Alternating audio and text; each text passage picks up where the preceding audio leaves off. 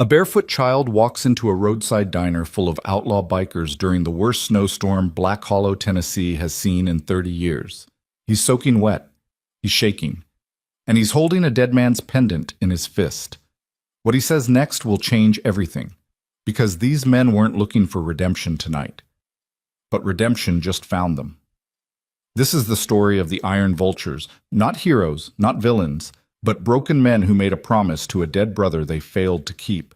And the night that promise came back to haunt them, wearing the face of a 7-year-old boy. If you stay until the end, you'll understand why silence can be louder than gunfire. Hit that like button, drop your city in the comments so I know where you're watching from, and let's ride. The neon sign outside Rustline Diner had been dying for 6 years. Half the letters flickered in seizures of pink and white, casting broken light across the snow-covered parking lot where a row of Harley-Davidsons sat buried under a thin layer of frost. The bikes looked like sleeping animals, patient, cold, waiting for a reason to wake up. Highway 29 stretched empty in both directions, swallowed by a blizzard that had shut down everything between Knoxville and the Virginia line. No trucks, no headlights, just wind screaming across the flatlands like something wounded and furious. Inside the diner, the air was heavy. Cigarette smoke curled against water-stained ceiling tiles, while an old Muddy Waters track bled through a speaker system held together by electrical tape and stubbornness. The coffee was bitter. The pie was 3 days old. Nobody cared. The men sitting at the counter and scattered across the cracked vinyl booths weren't here for the food. They were iron vultures. You could see it in the leather. Scarred cuts worn so long the patches had faded into the hide itself, edges curling like dead skin. Club colors stitched by hands that no longer existed. Wives who left, mothers who died, brothers who got buried alongside highways nobody remembered the names of. Every jacket in that room carried weight that had nothing to do with the leather. Ronan Mercer sat at the far end of the counter with his back to the wall, because that's where men like him always sat. His road name was Graves, and nobody called him Ronan anymore. Not even people who loved him. And there weren't many of those left. He was 46 years old, 6'3", built like a man who'd spent his 20s fighting and his 30s trying to stop.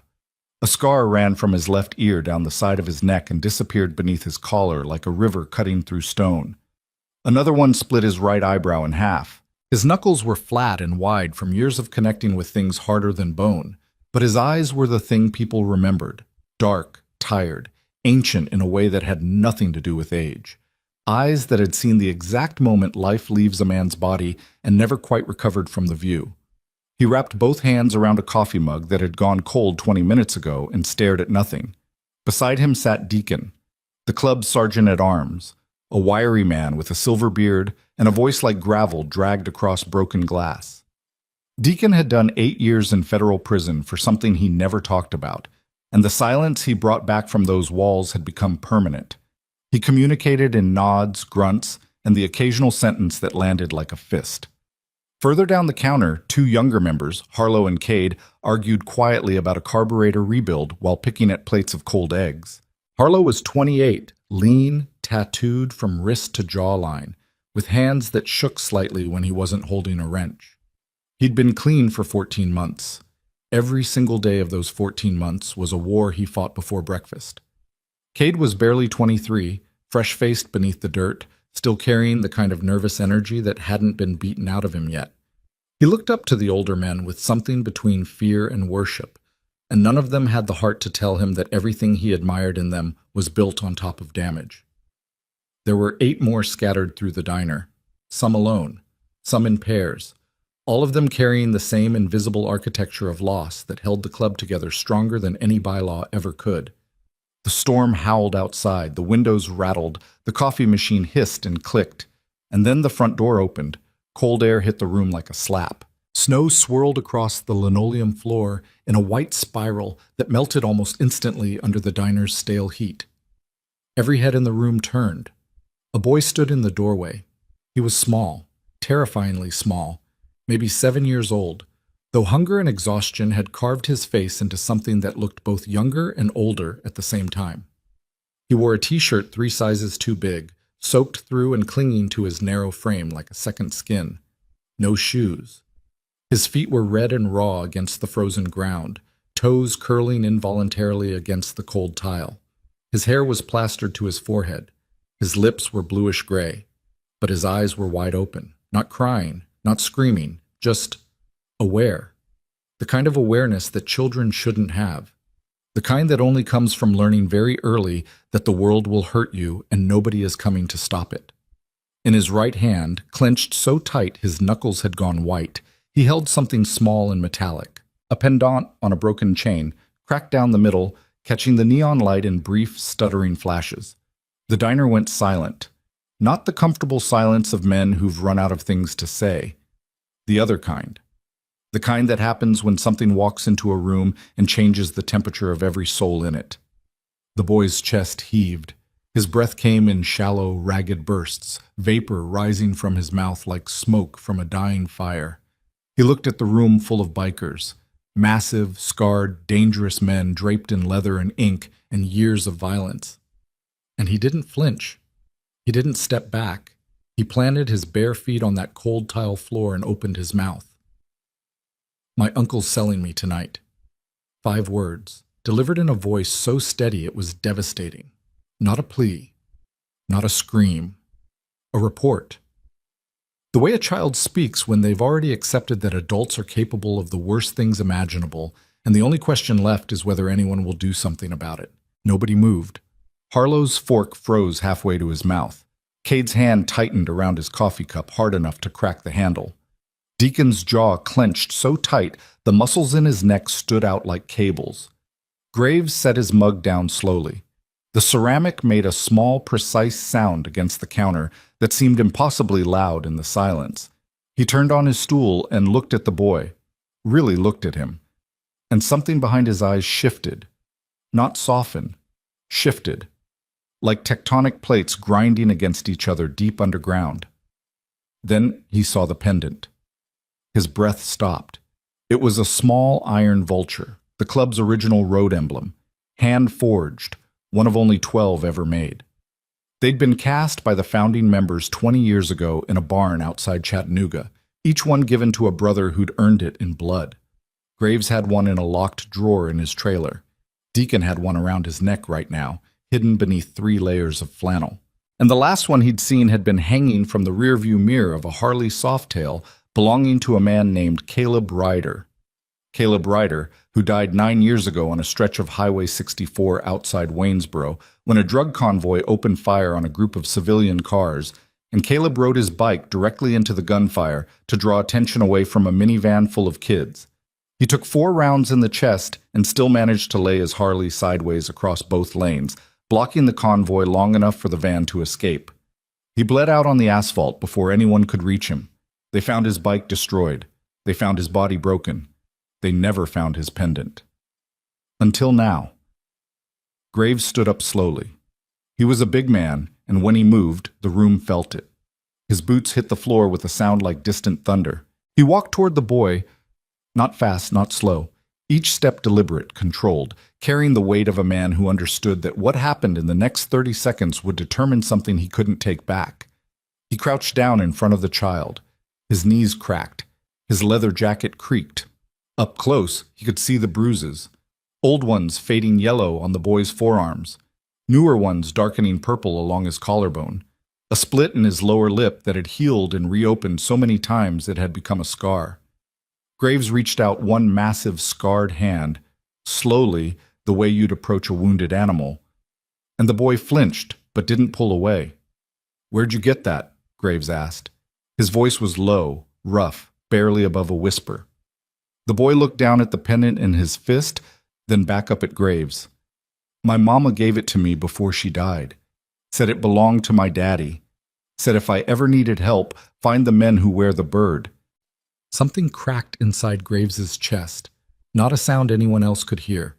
But Deacon saw it. The way Graves's shoulders dropped a quarter inch, the way his jaw unlocked for half a second before locking back tighter than before. Deacon had known this man for 22 years. He'd seen him take a knife to the ribs without blinking. He'd never seen him look like this. "What's your name, son?" Graves said. Eli Ryder." Deacon stood up from his stool so fast it toppled backward and hit the floor with a bang that made half the diner jump. His face had gone pale beneath his weathered skin. He looked at Graves. Graves looked back, and in that single glance, an entire conversation happened. The kind that only exists between men who've buried the same people and carried the same guilt for the same number of years. Caleb had a son. Nobody knew. Caleb never mentioned a woman, never mentioned a child. He'd kept that part of his life sealed away like a letter he was afraid to send. Maybe he was protecting them. Maybe he was ashamed of the life he lived. Maybe he was waiting for the right time to bring them in, and the right time never came because a bullet found him first. It didn't matter now. What mattered was that Caleb's blood was standing barefoot on a diner floor in the middle of a snowstorm, telling a room full of his father's brothers that someone was about to sell him like property. Graves pulled off his own jacket, the heavy leather cut that weighed more than the boy probably did, and wrapped it around Eli's shoulders.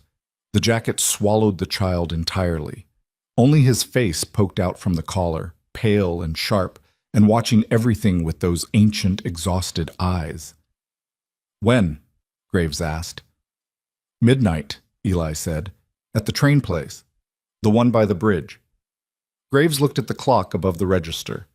10:47 p.m. He turned to the room. Every biker in that diner was already standing. Deacon was pulling on his gloves. Harlow was checking his belt. Cade was moving toward the door, his earlier nervousness replaced by something cold and focused. The others, men whose names the world would never know and never care about, were reaching for helmets, zipping jackets, tightening boots. Nobody asked questions. Nobody debated. The machine of the club engaged with the precision of something that had been built specifically for moments like this. Years of riding together, bleeding together, burying each other. All of it compressed into a single unspoken decision that rippled through the room like voltage through a wire. Graves knelt in front of Eli one more time. "You're going to ride with me. You hold on tight. You don't let go. Understand?" Eli nodded, a small, sharp nod. The nod of a child who had learned long ago that survival was not about courage. It was about holding on when everything in the world was trying to shake you loose. Outside, 12 Harleys roared to life beneath the blizzard. The sound was enormous, a deep guttural thunder that shook the diner's windows and sent snow cascading off the awning in white sheets. The engines didn't purr. They growled, low and steady and patient, like something ancient that had been sleeping and was now very much awake. Graves carried Eli out through the snow. The boy's arms went around his neck instinctively, and the grip was so tight, so desperate, that Graves had to swallow something sharp and hot that rose in his throat. He set the boy on the back of his heritage softail, positioning him carefully, making sure the jacket covered his feet. "Cold?" Graves asked. "Always," Eli said. That single word hit harder than anything Graves had been punched with in 46 years of a life that included no shortage of punches. The convoy pulled out of the Rustline parking lot in formation, two abreast, headlights cutting through the blizzard like searchlights sweeping a battlefield. The road was covered in black ice. Visibility was maybe 40 feet. Any rational person would have stayed inside, locked the doors, waited for morning. But these weren't rational men. These were men who had spent their entire lives being told by the world that they were worthless. Felons, dropouts, addicts, broken soldiers, abandoned sons.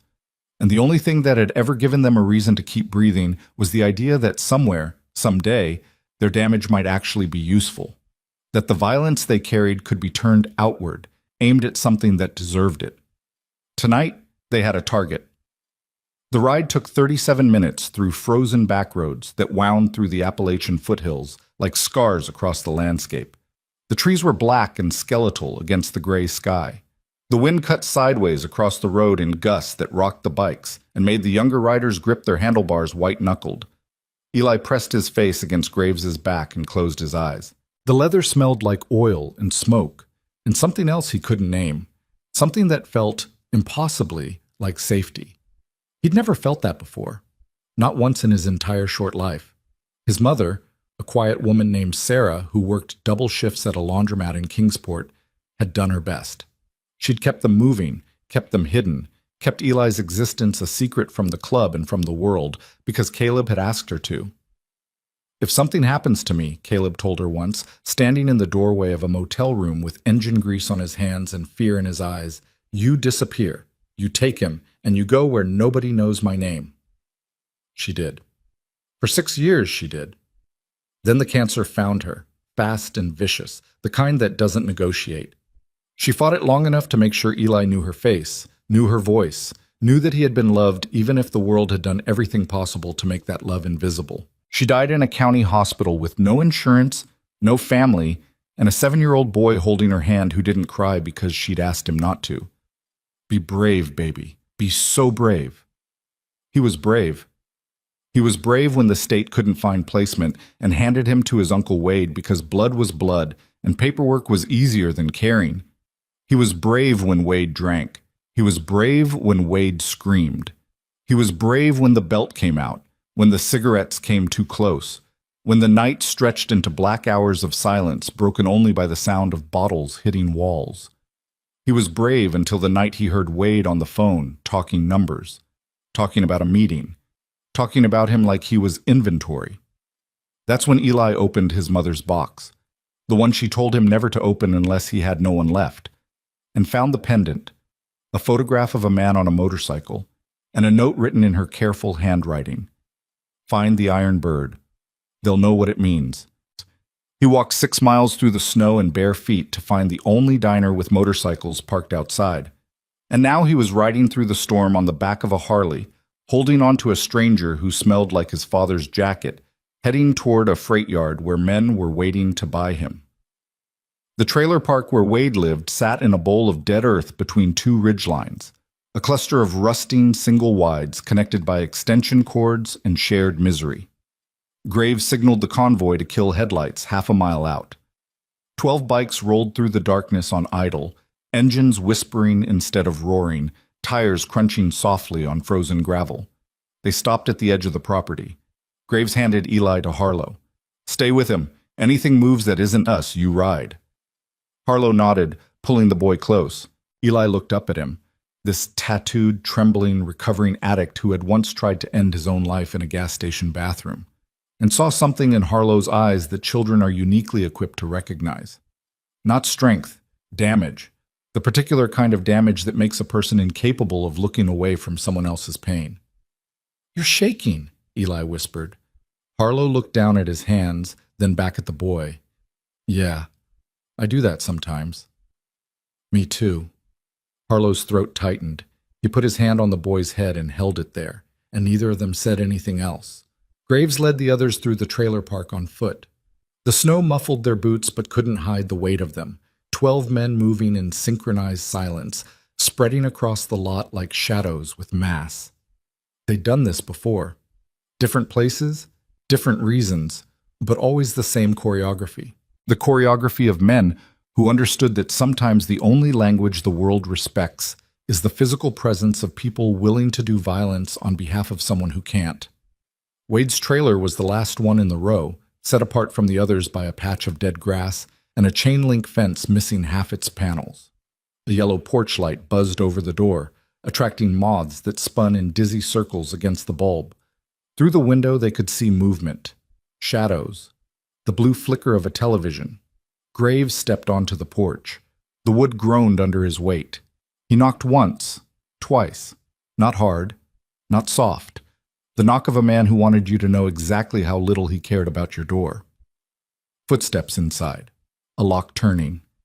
The door opened 4 inches, and Wade Ryder's face appeared in the gap, thin, unshaved, yellow-eyed, carrying the particular brand of ugliness that comes from the inside and works its way out over years of choices made in the dark.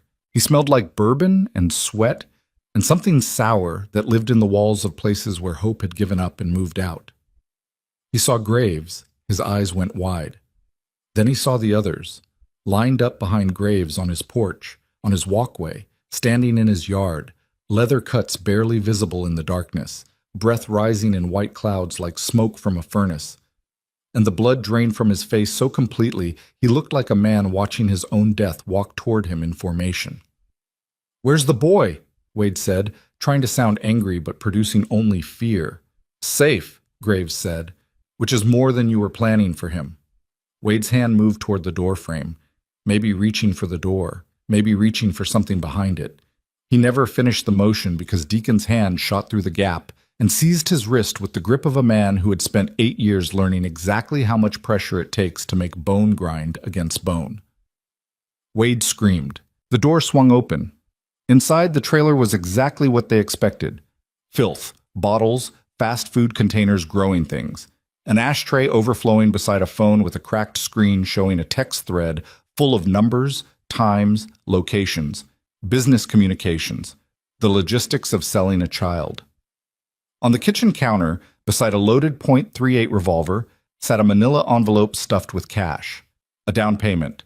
The first installment on a transaction that would have ended a 7-year-old boy's life in every way that mattered. Graves picked up the envelope, counted the bills slowly, while Wade whimpered on the floor where Deacon held him. $2,200. That was the number. That was what a man had decided his dead brother's son was worth. "Who's buying?" Graves asked. Wade shook his head. "You don't know these people, man. You don't understand." Graves crouched down, close, so close Wade could see every line in his face, every scar, every year of damage carved into his features like scripture written in flesh. When he spoke, his voice was quiet, terrifyingly quiet. The quiet of a man who had passed through anger into something on the other side of it, something colder, more patient, more precise. "I'm going to ask you one more time, and then Deacon's going to ask you, and you don't want Deacon to ask you." Wade looked at Deacon. Whatever he saw in the sergeant-at-arms' eyes made him start talking immediately. The buyers were coming from out of state. A network. Not local, organized, funded, connected. They operated through burner phones and cash transactions, moving through rural areas where law enforcement was thin and children were plentiful and invisible. Wade had found them through a contact at a bar in Johnson City. The meeting was set for midnight at the old Norfolk Southern Freight Yard near the railroad bridge outside of town. They'd done this before. They'd do it again. Wade was just the latest link in a chain that stretched across state lines and disappeared into a darkness so deep that most people refused to believe it existed. But the Iron Vultures believed it, because they'd seen it, not in news reports or documentaries, but in the faces of people they'd known. Brothers' kids, neighbors' daughters, runaways who showed up at the clubhouse door with empty eyes and stories that made grown men sit in their garages afterward and stare at walls for hours. This wasn't abstract to them. This was the monster they'd always known was out there, wearing a human face and conducting business in freight yards at midnight. Graves stood up. He took the revolver from the counter, checked the cylinder, and tucked it into his belt. Then he looked at Wade, really looked at him, the way a man looks at something he's deciding whether to destroy or merely discard. "You're coming with us," Graves said. "No. No, you can't. They'll kill me if I—" "They'll have to get in line." They dragged Wade out of the trailer and into the cold. The snow had intensified. Visibility was dropping. The clock was running. Back at the bikes, Eli saw his uncle being hauled across the gravel by men who handled him the way you'd handle a bag of trash you were bringing to the curb, without ceremony, without anger, without any emotional investment at all. Wade saw the boy and tried to say something, maybe a plea, maybe a threat, maybe the name he used when he needed Eli to be afraid. But Graves put a hand on the back of his neck and squeezed, and whatever words Wade had died in his throat. Eli watched from behind Harlow. His face was unreadable. No satisfaction, no fear, just the exhausted neutrality of a child who had learned that watching adults be cruel to each other was simply part of the landscape of being alive. But when Graves walked back toward him, something shifted. The boy's posture straightened, his chin lifted a fraction of an inch. His grip on Harlow's jacket loosened. It was almost invisible, almost nothing. But Harlow felt it, and he understood what it meant. For the first time in this child's life, the violence in the room was not aimed at him. The convoy reformed. Wade was secured on the back of Deacon's bike with zip ties and a promise that if he moved, he'd learn what asphalt tasted like at 60 miles an hour. Eli climbed back behind Graves without being asked, his small hands finding the same spots on the leather jacket as before, like grooves worn into wood by years of touching. They rode toward the freight yard. The clock read 11:18 p.m. 42 minutes until midnight. Somewhere out there, on a dark highway leading toward Black Hollow, headlights were approaching from the east. Cars carrying men who bought and sold children the way other people bought and sold livestock. Men who had done this enough times that it had become routine. Men who expected to find a drunk uncle and a terrified kid in an empty freight yard at midnight. They had no idea what was waiting for them. And deep in his chest, beneath the leather and the scars and the decades of accumulated damage, Graves felt something he hadn't felt in 9 years. Not since the day he stood over Caleb Ryder's grave and made a promise to a dead man that he would protect his family. A promise he broke because he didn't know the family existed. The feeling wasn't redemption. It wasn't hope. It was something harder and uglier and more honest than either of those things. It was the understanding that some debts can only be paid in the dark, on frozen roads, by broken men who have nothing left to lose except the one thing that still matters. And the boy holding on to his back, Caleb's boy, the son nobody knew about, the secret a dead man kept even from his brothers, was that one thing. 12 engines thundered through the blizzard toward the freight yard, and the night was far from over. The freight yard appeared through the blizzard like a wound in the earth.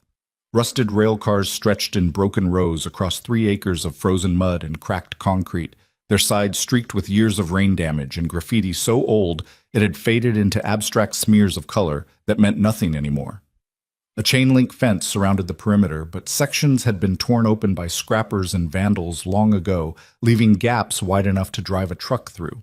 Beyond the yard, the railroad bridge crossed the river, a black iron skeleton against the gray sky, its trestles groaning in the wind like the bones of something enormous and long dead. Graves killed his headlight 200 yards out, and the convoy followed suit, 12 bikes rolling through the darkness on nothing but engine vibration and instinct. The snow was coming harder now, thick wet flakes that stuck to visors and leather and turned the world into a static field of white noise. Visibility was maybe 20 feet, maybe less. They parked behind a row of decommissioned tanker cars on the south side of the yard. Engines died one by one, and the sudden silence was almost worse than the cold. A heavy, wet silence that pressed against the eardrums and made every small sound enormous. The tick of cooling engines, the creak of leather as men dismounted, the whisper of snow hitting metal. Graves lifted Eli off the back of his bike and set him on the ground. The boy's legs wobbled but held. The leather jacket still hung around his shoulders like a tent, and his bare feet had gone from red to a pale, waxy color that Graves didn't like. "Harlow," Graves said quietly. Harlow appeared beside him, pulling off his own boots, beat-up Red Wings with the soles worn thin, and kneeling in the snow to put them on the boy's feet. They were comically large, but Harlow stuffed the toes with his bandana and laced them tight. "Better?" Harlow asked. Eli looked down at the boots, then back up. He nodded. Harlow stood and Graves pulled him close, speaking directly into his ear so the wind wouldn't carry his voice. "Take the boy to the tree line, north side behind the signal tower. You see anything go wrong, you don't wait. You ride. I'm not leaving you here." That wasn't a request. Harlow's jaw worked. His hands were shaking again, not from the cold, not from withdrawal, but from something deeper. The particular tremor of a man being asked to walk away from a fight when every broken piece of him was screaming to stay. "Graves. He's Caleb's kid." Graves's voice dropped to something barely above breath. "If we don't walk out of this yard, somebody's got to know he exists. Somebody's got to get him somewhere safe. That's you." Harlow stared at him. In the faint ambient light reflected off the snow, Graves looked like a man who had already done the math on tonight and accepted the answer. Not defeated, not afraid, just clear. The terrible clarity of someone who understands exactly what they're walking toward and has decided the cost is acceptable. Harlow took Eli's hand and led him into the dark toward the tree line without another word. Graves watched them disappear into the snow. Then he turned to face what was left. 10 men. Deacon at his right shoulder, steady as a stone wall. Cade to his left, young and scared and trying not to show it, which meant he was showing it completely. The others arranged behind them in a loose semicircle. Whistler, Boone, Tuck, Mackey, Reno, Cutler, Parrish, Judge. Road names earned over decades of living in the margins of a country that had no use for them until it needed someone willing to do the things it couldn't admit needed doing. Wade knelt in the snow between two tanker cars, zip-tied and shivering. Snot ran down his upper lip and froze in his stubble. He'd stopped begging 10 minutes ago, which was either a sign of acceptance or the kind of quiet that comes right before someone does something stupid. Graves crouched in front of him. How many? Wade's eyes darted sideways. I told you everything. You told me what you wanted me to hear. I'm asking what you left out. Silence. Wind.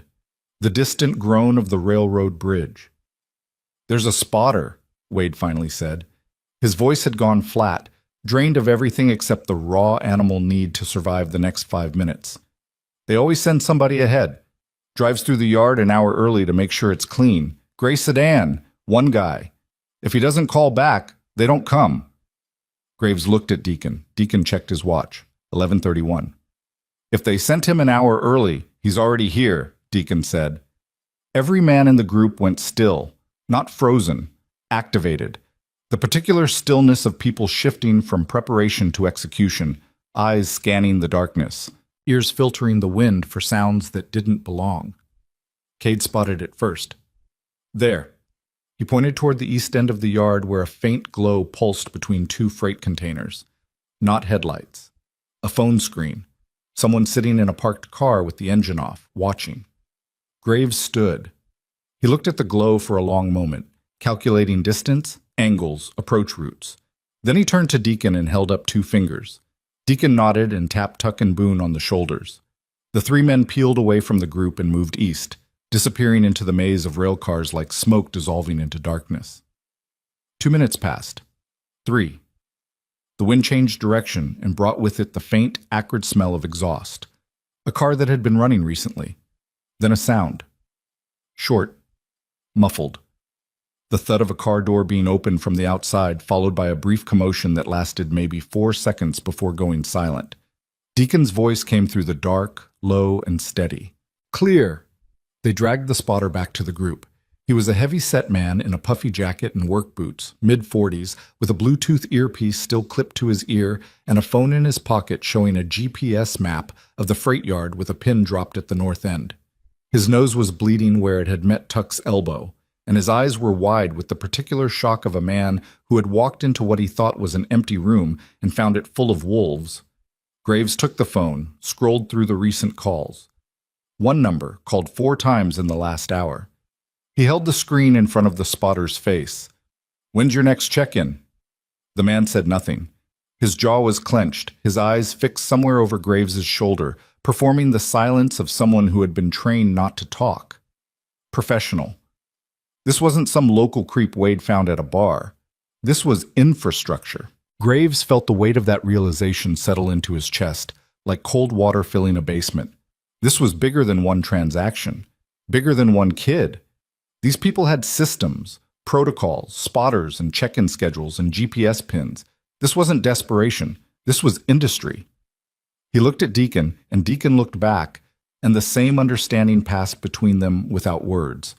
They were standing at the edge of something that went deeper than a freight yard in Tennessee. 11:45, the spotter said suddenly, his voice cracking. I check in at 11:45. If I don't, they reroute. Graves checked the time. 11:38. 7 minutes. What do you say? Green light. Just green light. Graves held the phone, stared at the number on the screen. His thumb hovered over the call button.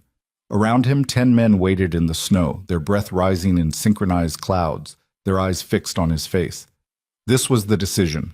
Call, and the buyers come. Don't call, and they disappear into whatever network spawned them, free to find another Wade, another kid, another freight yard in another state where nobody's watching.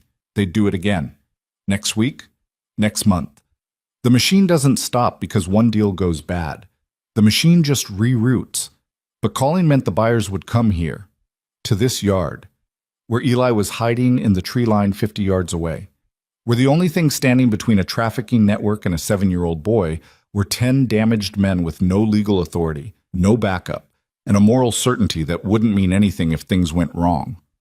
Graves looked at Cade. The kid's face was pale, his lips pressed together so tight they'd gone white. He was 23 years old. He had no criminal record, no outstanding warrants, no history that would survive contact with what was about to happen. If this went sideways, if someone died, if the law arrived and found a freight yard full of bikers and traffickers and a missing child, Cade's life was over before it started. "You don't have to be here," Graves said. Cade blinked. Then his jaw set, and something in his eyes hardened into the kind of resolve that only exists in people who haven't yet learned what it costs. "Yeah, I do." Graves nodded. He hit the call button. It rang twice. A voice answered. Male, neutral, the bored tone of someone conducting routine business. Graves held the phone to the spotter's mouth and squeezed the back of his neck. Hard. "Green light," the spotter said. His voice barely shook. The line went dead. Graves pocketed the phone and turned to his men. "They're coming. We don't know how many. We don't know what they're carrying. What I know is that Kid in the Trees is Caleb Ryder's son, and Caleb died on a highway so strangers' children could live. So tonight we do not let his son down. We hold this yard." No speeches, no rallying cries. Just a statement of fact delivered in a voice that sounded like gravel and tasted like iron. And 10 men absorbing it the way walls absorb weight, silently, structurally, because that's what they were built for. They spread out across the yard. Graves positioned them in pairs behind freight containers, tanker cars, and concrete pylons. Sight lines were established with hand signals. Deacon took the north approach with Judge and Parrish. Tuck and Boone covered the east gate. Cutler and Mackey flanked the main access road. Reno and Whistler took elevated positions on top of a rail car, lying flat on the frozen steel with the snow accumulating on their backs like camouflage. Graves and Cade stayed center, behind a rusted locomotive chassis that sat on dead tracks like a monument to a version of America that had moved on without cleaning up after itself. Wade was secured inside the spotter's sedan with zip ties on his wrists and ankles, mouth taped, laid across the back seat.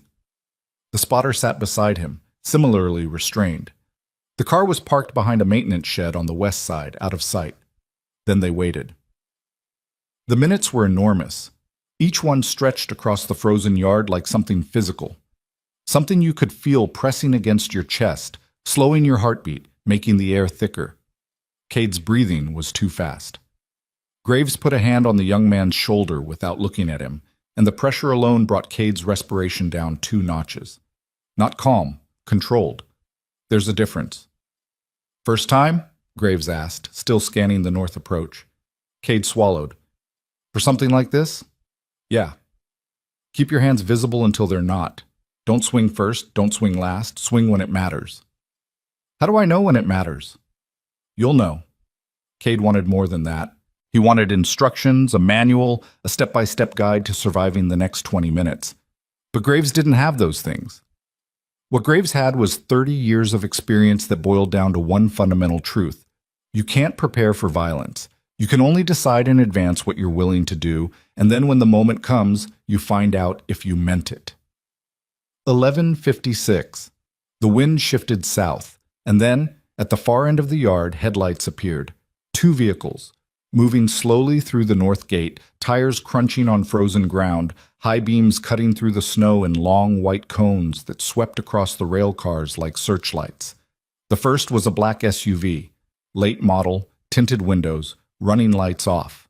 The second was a white panel van with no markings and no rear windows. The van. That was for Eli. That was the vehicle that was supposed to carry a 7-year-old boy away from everything he'd ever known into something so dark it didn't have a name. Clean. Efficient. The logistics of disappearing a child. Graves watched the vehicles approach and felt something crystallize inside him. Something beyond anger, beyond protectiveness, beyond the accumulated grief of 9 years spent failing a dead man's memory. It was the feeling of a line being crossed. Not ahead of him. Behind him. He'd already stepped over it the moment he wrapped his jacket around that boy's shoulders. There was no going back. There never had been. The SUV stopped at the center of the yard, engine idling. The van pulled up beside it and killed its engine. For 30 seconds, nothing happened. Just idling diesel, falling snow, and the terrible patience of people who do this for a living. Then doors opened. 4 men stepped out of the SUV. 2 more from the van. 6 total. They were dressed in dark clothing, not tactical, not military, but organized. The kind of uniform anonymity that comes from doing something often enough that you've optimized for it. One of them carried a duffel bag. Another had a phone pressed to his ear, speaking in low, clipped sentences. The leader, or at least the one who positioned himself at the front, was tall and lean, maybe 50, with a shaved head and a face that looked like it had been assembled from spare parts. Sharp cheekbones, flat eyes, the mouth of a man who smiled only when it was strategically useful. He stood in the snow with his hands in his jacket pockets and scanned the yard the way a buyer scans a car lot, casually, appraisingly, already calculating what he'd walk away with. He didn't see the bikers. He saw an empty freight yard, a missing seller, and a deal that was about to happen the way deals always happened. Quick, clean, transactional. A product acquired, a payment made, a departure that left no trace. "Wade?" the leader called into the dark. His voice carried across the yard, flat and expectant. "You out here?" Silence. "Wade, we talked about this. Don't waste my time." More silence. The leader's posture shifted, slight, almost imperceptible, but the men behind him noticed and they adjusted accordingly. Hands moving toward waistbands, shoulders squaring, feet widening. The easy posture of routine was being replaced by something more alert, something that recognized the silence for what it was. Wrong. The leader pulled out his phone, dialed. In the sedan hidden behind the maintenance shed, the spotter's phone lit up and buzzed against the seat. Nobody answered. The leader stared at his phone. Then he looked up and scanned the yard again. Slowly this time, methodically, his eyes moving across the rows of freight cars and tanker shells and rusted equipment with a new intensity. "Get back in the car," he said to the man nearest the van. "Too late." Graves stepped out from behind the locomotive chassis. Just stepped out. No weapon drawn. No threat displayed. Just a man walking forward into the headlights of a black SUV, snow falling around him, his boots crunching steady and deliberate on the frozen ground. His leather cut was gone, wrapped around a boy in the trees. So he was just a man in a flannel shirt and jeans, scarred and weathered and carrying the kind of physical authority that doesn't come from size, but from the absolute absence of hesitation. "Deal's dead," he said. The leader's head turned. His flat eyes locked onto Graves, assessed him in a single sweep. Height, build, posture, hands, threat level, and made a calculation. One man, unarmed, big, but alone. "Who are you?" "Doesn't matter who I am. What matters is the kid's not here, the seller's done talking, and you're standing in a place you don't want to be standing in about 30 seconds from now." The leader almost smiled. Almost. The corner of his mouth twitched in the particular way of a man who has heard threats before and found them consistently disappointing. He took a step forward, hands still in his pockets. "You a cop?" "No." "Then you're in my way." "Yeah," Graves said. "I am."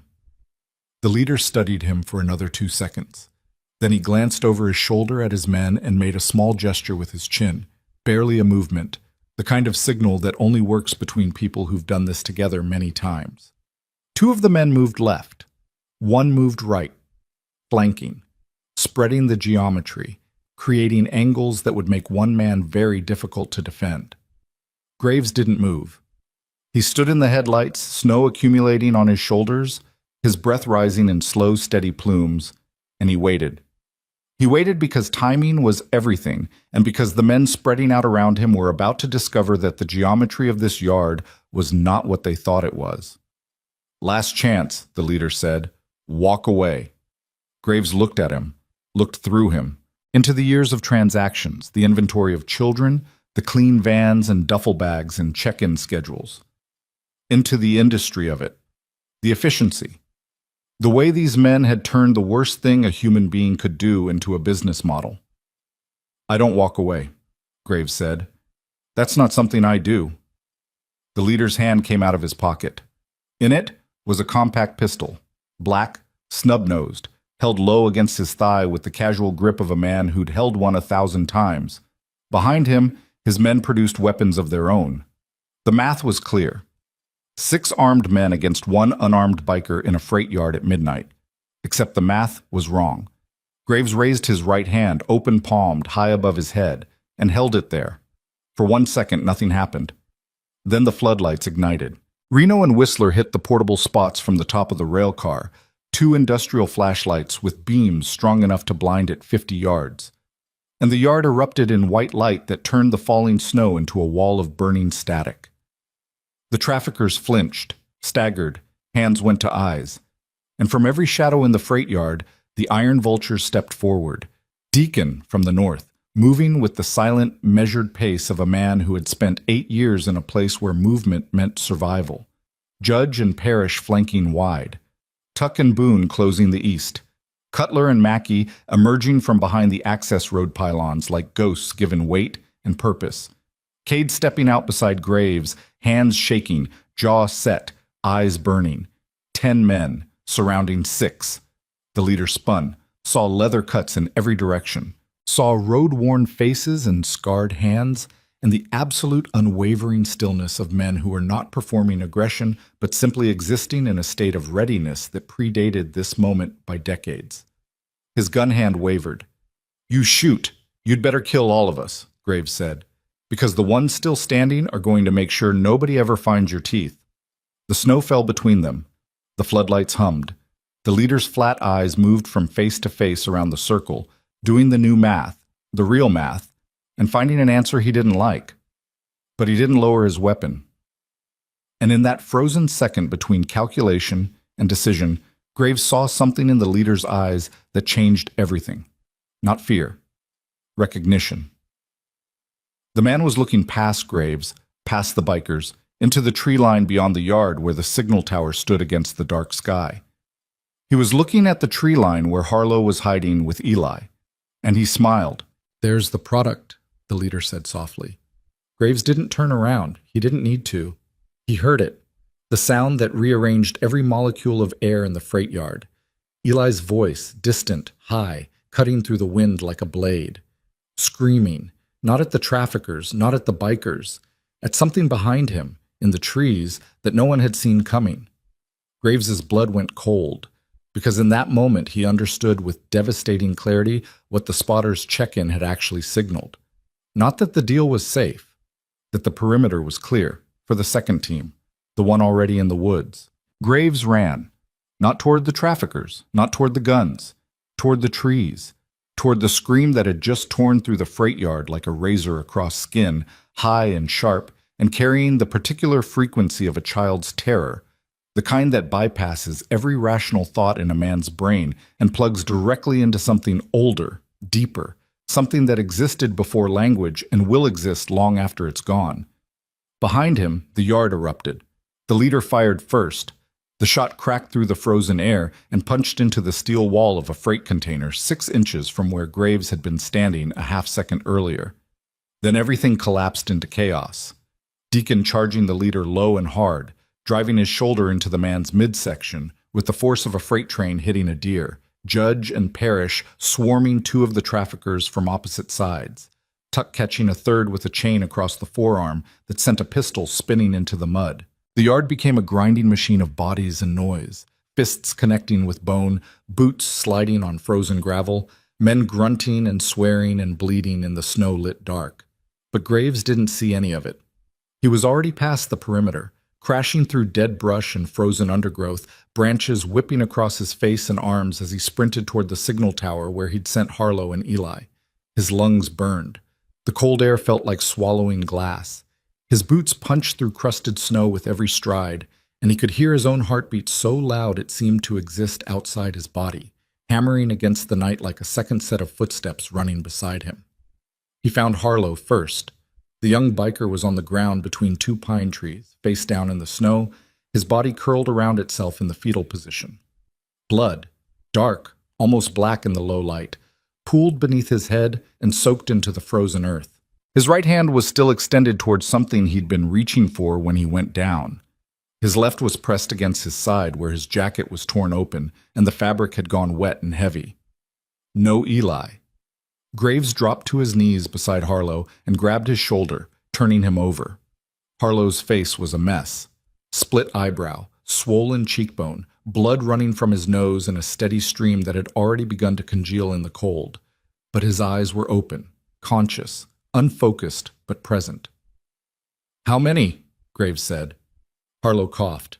Blood flecked his lips. "Two. Came from the riverside. Didn't hear them until—" He coughed again, harder, and his whole body convulsed. "They knew he was here, Graves. They knew exactly where to look." The words hit like a hammer to the sternum. Graves's hands stopped moving. His brain processed the information in the space between two heartbeats and arrived at a conclusion that made his blood feel like it had been replaced with ice water. They knew exactly where to look. The spotter's check-in wasn't just confirmation that the yard was clear. It was a location ping. The second team wasn't backup. It was the real extraction. The men in the SUV, the leader with the flat eyes, the guns, and the posturing in the open yard. All of it was the front. The distraction. Draw attention to the center while the real operators moved through the perimeter.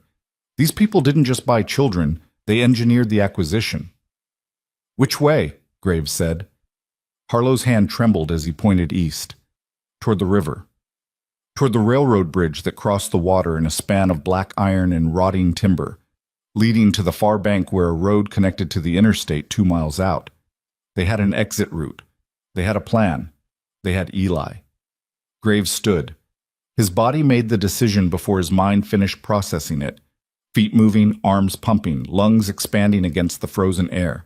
He ran toward the river with a speed that shouldn't have been possible for a man his size, driven by something that had no name and no limit and no off switch. Behind him, Harlow dragged himself upright against a tree trunk, pressed his hand harder against his bleeding side, and tried to breathe.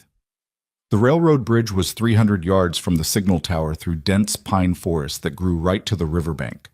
Graves covered the distance in under a minute, dodging trees and stumbling over frozen roots, his eyes adjusting to the darkness as the freight yard's floodlights faded behind him. The river appeared through the trees, a wide, black channel of water moving fast beneath a skin of broken ice, the current visible in the way the surface seemed to breathe and shift in the faint light. The bridge stretched across it like a spine. Open girder construction, no railings, railroad ties spaced unevenly across the deck, with gaps between them that showed the water 30 feet below. On the far end, barely visible through the snow, a vehicle was parked on the access road with its parking lights on, waiting. And on the bridge, halfway across, moving fast, 2 figures. One adult, one child. The adult had Eli slung over his shoulder like cargo, the boy's legs kicking, his small fists hammering against the man's back with a fury that was heartbreaking in its futility. The second figure walked ahead, checking footing, moving with the careful efficiency of someone who had crossed this bridge before. "Eli!" Graves shouted. His voice cracked across the river like a gunshot. The lead figure on the bridge stopped, turned. In the faint glow of the distant parking lights, Graves saw a face. Young, hard, expressionless. Military posture. Tactical boots. An earpiece coiled against his neck. These weren't street-level criminals. These were operators, trained, equipped, disciplined. The kind of people who work for organizations that exist in the spaces between legal jurisdictions, in the gaps where oversight can't reach, and accountability is an abstraction. The operator assessed Graves in a single glance. One man, unarmed, standing at the foot of a bridge in a snowstorm, and made a decision. He turned back and kept walking. Not running. Walking. Because running would mean he considered Graves a threat, and nothing about one man on the wrong end of a 300-foot bridge qualified as a threat. That was his mistake. Graves stepped onto the bridge. The railroad ties were slick with ice and snow, spaced 18 inches apart with nothing between them but air and the sound of rushing water far below. The wind was stronger here, channeled by the river valley into a constant horizontal blast that pushed against his chest and tried to throw him sideways. He gripped the bridge's iron girders with one hand and moved forward, placing each boot carefully, measuring every step. The man carrying Eli was 60 yards ahead, moving faster than Graves because he had both hands free and knew the footing. The distance between them wasn't closing, it was growing. Graves pushed harder. His boots slipped on a frozen tie, and his knee cracked against iron hard enough to send a bolt of white pain up his thigh. He caught himself on a crossbeam, hung there for a second with half his body over the edge and the black water swirling below, then hauled himself back up and kept going. 50 yards. Eli had stopped kicking. His body hung limp over the operator's shoulder, and for one terrible second Graves thought the boy was unconscious, or worse, until he saw Eli's head lift. The boy looked back across the bridge through the snow, and even at this distance, even in this darkness, Graves could see his eyes. Not screaming anymore, not fighting, looking at Graves the way a drowning person looks at the surface of the water. Not with hope, exactly, but with the desperate animal recognition that survival exists somewhere above them, and the only question is whether they'll reach it before the darkness takes over. 40 yards. The lead operator reached the far end of the bridge and stepped onto solid ground. He turned and drew a weapon. Compact, suppressed, held in a two-handed grip that spoke of thousands of hours of practice. He aimed not at Graves, but at the bridge deck in front of him. A warning. A line. "Stop," the operator said. His voice was calm, clinical, the voice of a man for whom violence was a professional consideration, not an emotional one. Graves didn't stop. "Stop, or I fire." 30 yards. The man carrying Eli was almost off the bridge. 5 more steps and they'd be at the vehicle. 5 more steps and the doors would close and the engine would start, and a 7-year-old boy would disappear into a machine designed to make sure he was never found. Graves didn't stop. The operator fired. The round hit the railroad tie 2 feet in front of Graves's left boot and splintered the frozen wood with a sound like a bone breaking. Fragments peppered his shins. He flinched but didn't slow. 1 step, 2, 3. The operator adjusted his aim. Center mass. 25 yards. And then, from the far bank, from the access road beyond the vehicle, came a sound that rearranged the entire equation. Engines, not 1, not 2. A wall of sound. The deep overlapping thunder of multiple V-twin motors approaching at speed, growing louder with every second. Headlights appeared on the access road, cutting through the trees in rapid succession. 1, 3, 5, 7. The lead operator spun toward the sound. His weapon tracked right, away from Graves, toward the new threat materializing from the darkness. Graves covered the remaining distance in 4 seconds. He hit the man carrying Eli from behind with everything he had. 230 pounds of forward momentum concentrated into a shoulder that connected with the operator's lower back and drove him forward off his feet. The man's grip on Eli broke. The boy fell sideways onto the bridge deck, landing hard on the railroad ties, rolling toward the edge. Graves caught Eli's arm. His fingers locked around the boy's wrist, small, thin, impossibly fragile, and he pulled. Eli swung back from the edge, his legs dangling over the water for 1 sickening second before Graves hauled him up and against his chest. The operator scrambled to his feet, reached for something on his belt. The headlights hit the bridge like daylight. 7 motorcycles, Harleys, all of them, ridden by men in leather cuts bearing patches Graves didn't recognize, roared up the access road and skidded to a stop at the far end of the bridge. The riders dismounted fast, boots hitting gravel, spreading out with the coordinated efficiency of men who'd done this before. Different club, different colors, same posture, same eyes. The operators looked at the new arrivals, looked at each other, and made a professional decision. The lead operator grabbed his partner by the collar, and they broke east, crashing through the tree line toward the river, abandoning the vehicle, abandoning the deal, vanishing into the darkness with the practiced urgency of men who understood that disappearing was just another skill set in their repertoire. Graves stood on the bridge holding Eli against his chest, the boy's face buried in his flannel shirt, small hands gripping fabric with a ferocity that made Graves's ribs ache. The wind howled across the river. Snow fell in thick curtains. The headlights from 7 unfamiliar motorcycles blazed against the bridge like searchlights from a world that hadn't existed 2 minutes ago. A man walked forward from the group of riders. Big, older than Graves, gray beard, deep-set eyes, a leather cut so worn it looked like it had been carved from stone. The patches read Ghost Ridge MC, and on his left breast, hand-stitched in faded thread, was a small iron vulture. The old road emblem, one of the original 12. The man stopped at the foot of the bridge and looked up at Graves holding the boy, and his expression was something Graves had never seen on another man's face before. A combination of relief and grief and recognition so intense it looked physical, like a wound reopening after years of false healing. "You Ronan Mercer," the man said. Graves stared at him. The pendant, the emblem on his chest, the fact that he was here, at this bridge, at this hour, with 6 riders from a club Graves had never heard of. "Who are you?" "Name's Garrett Burke. Road name's Anvil." He paused. The wind filled the silence. "I rode with your old man." Graves's arms tightened around Eli involuntarily. His jaw locked. His vision narrowed to a point that excluded everything except the man standing in front of him and the words that had just come out of his mouth. "My father's been dead 23 years, Graves said. "I know. I was there when it happened." The bridge groaned in the wind. The river churned below. Eli pressed closer against Graves's chest, shivering, silent, listening to the heartbeat of a man whose world had just cracked open along a fault line he didn't know existed. "We need to talk," Anvil said. "But not here, not tonight. You've got wounded, you've got a boy who needs warmth, and you've got about 15 minutes before the law shows up and starts asking questions you don't want to answer." Graves didn't move. The cold was inside him now. Not weather cold, but the cold of things shifting beneath the surface of everything he thought he knew. His father, the pendant, this man with the old emblem and the road name and the knowledge of a death that Graves had spent 2 decades believing he understood. "How did you know we were here?" Graves asked.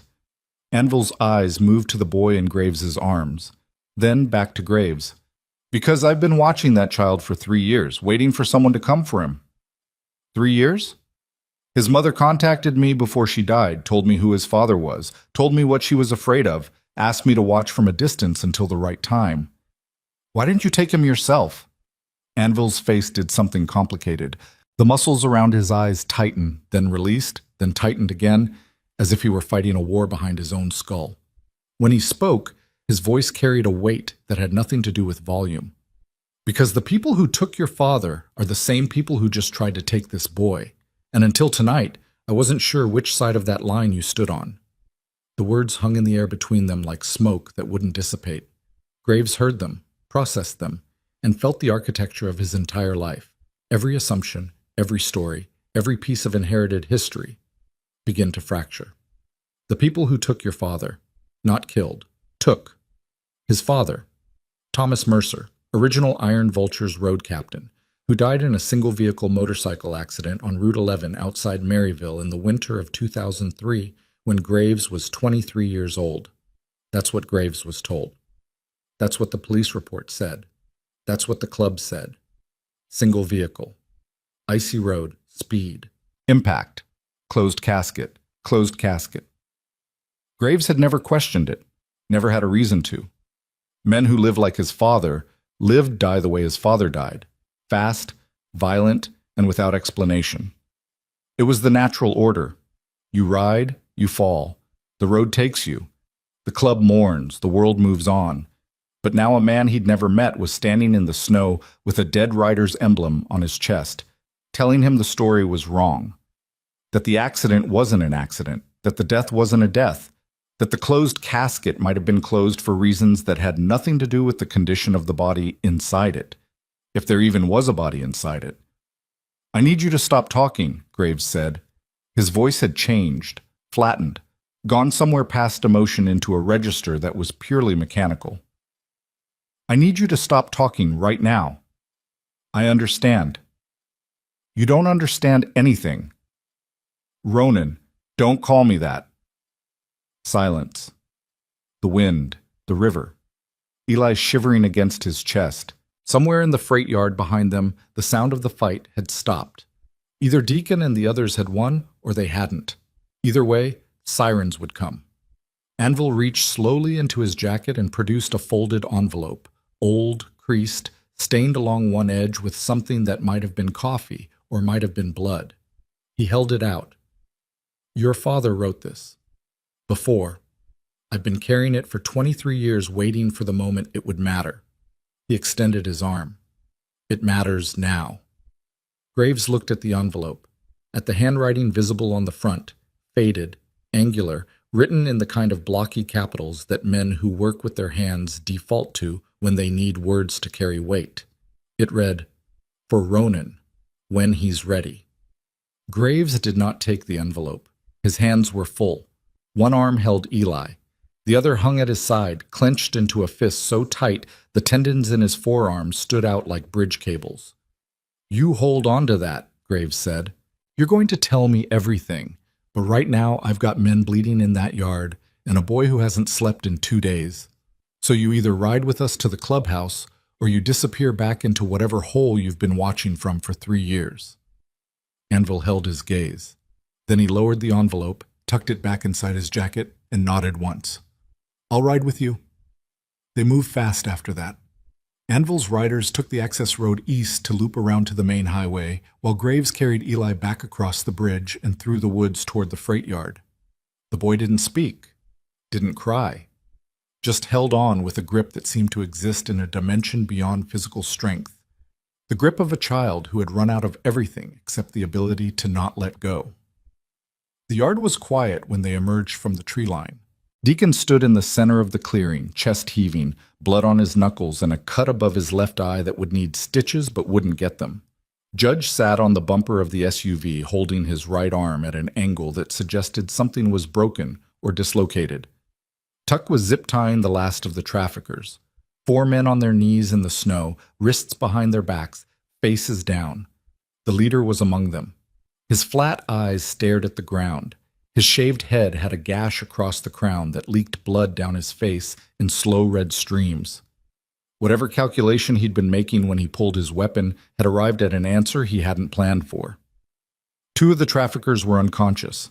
One was making a wet, rattling sound when he breathed that suggested broken ribs. The 4th was the leader, silent and still, conserving energy the way a professional conserves energy, because this wasn't over for him. This was an interruption, a data point. These men would regroup. They always did. "Where's Reno?" Graves asked. "Took one to the shoulder," Deacon said. "Mackey's got him behind the tanker car. Bullet went clean through. He'll live." Graves looked around the yard, counted bodies, counted his men. The math worked, barely. Everyone was standing or at least conscious. Nobody was dead. The cost had been high. Blood, bone, something in their collective psyche that wouldn't heal as fast as the wounds, but they'd paid it. "Cops?" Graves asked. 8 minutes, maybe less. Somebody heard the shots. Graves looked at the traffickers on their knees, at the SUV with its doors still open, at the white van that had been meant to carry Eli into oblivion. Evidence. All of it. Enough to put these men in federal prison for decades if the right people processed it the right way. But also enough to put the Iron Vultures in a room with federal agents who would ask questions about tonight that had no good answers. Assault, battery, unlawful detention, vigilante justice. The law doesn't distinguish between the people who sell children and the people who stop them when both parties are operating outside the system.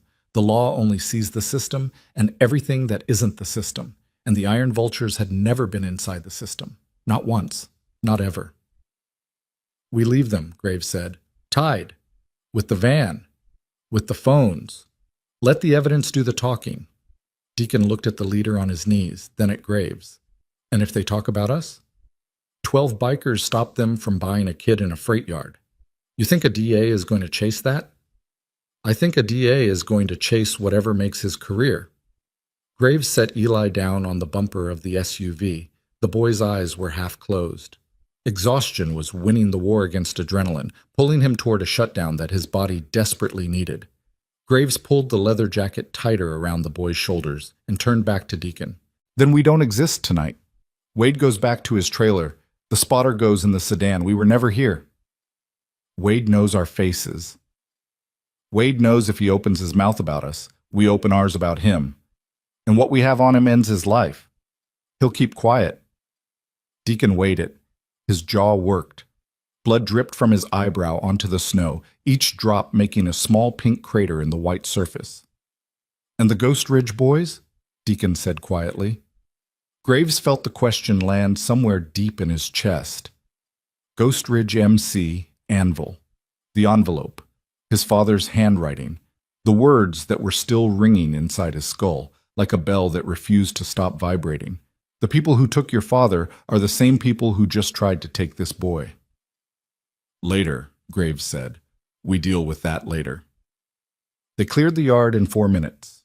Harlow was mobile, barely, supported between Whistler and Cade, his left arm draped over Cade's shoulders, blood still seeping through the makeshift bandage around his torso.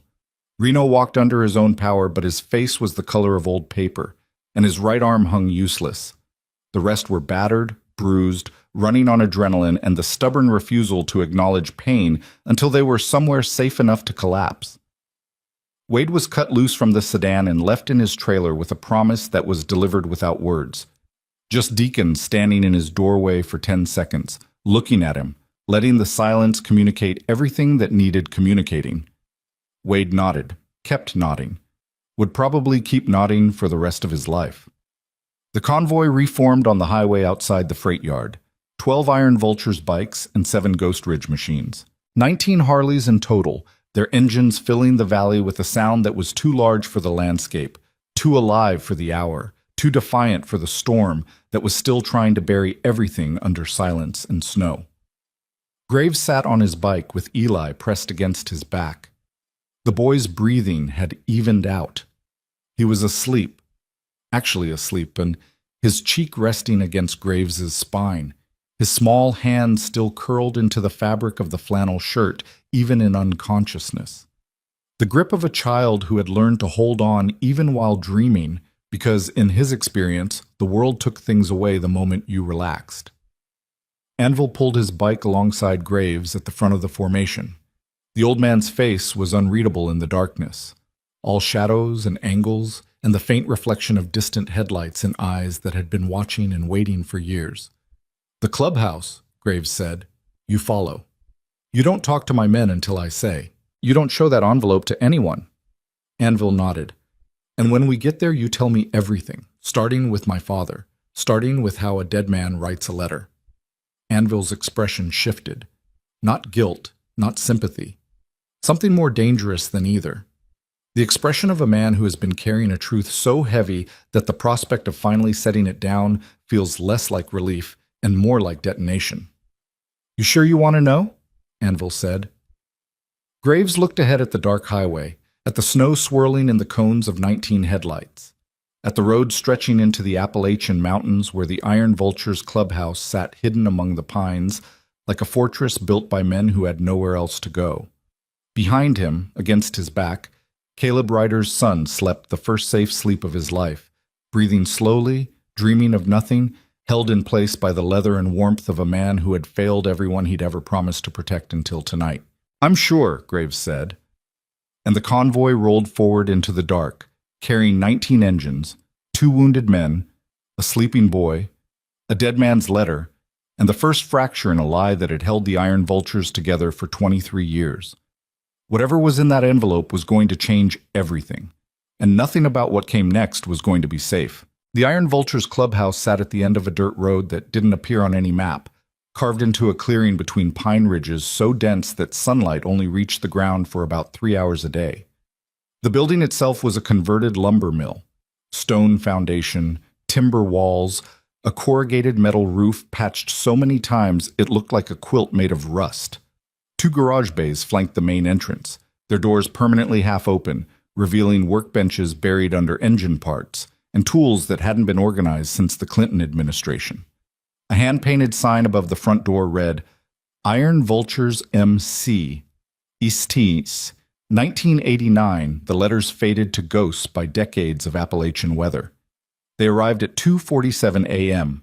19 motorcycles filed up the dirt road in a procession that shook pine needles from the trees and sent animals scattering into the underbrush. The sound was enormous in the mountain silence, a rolling mechanical thunder that announced itself to every hollow and ridgeline within 2 miles.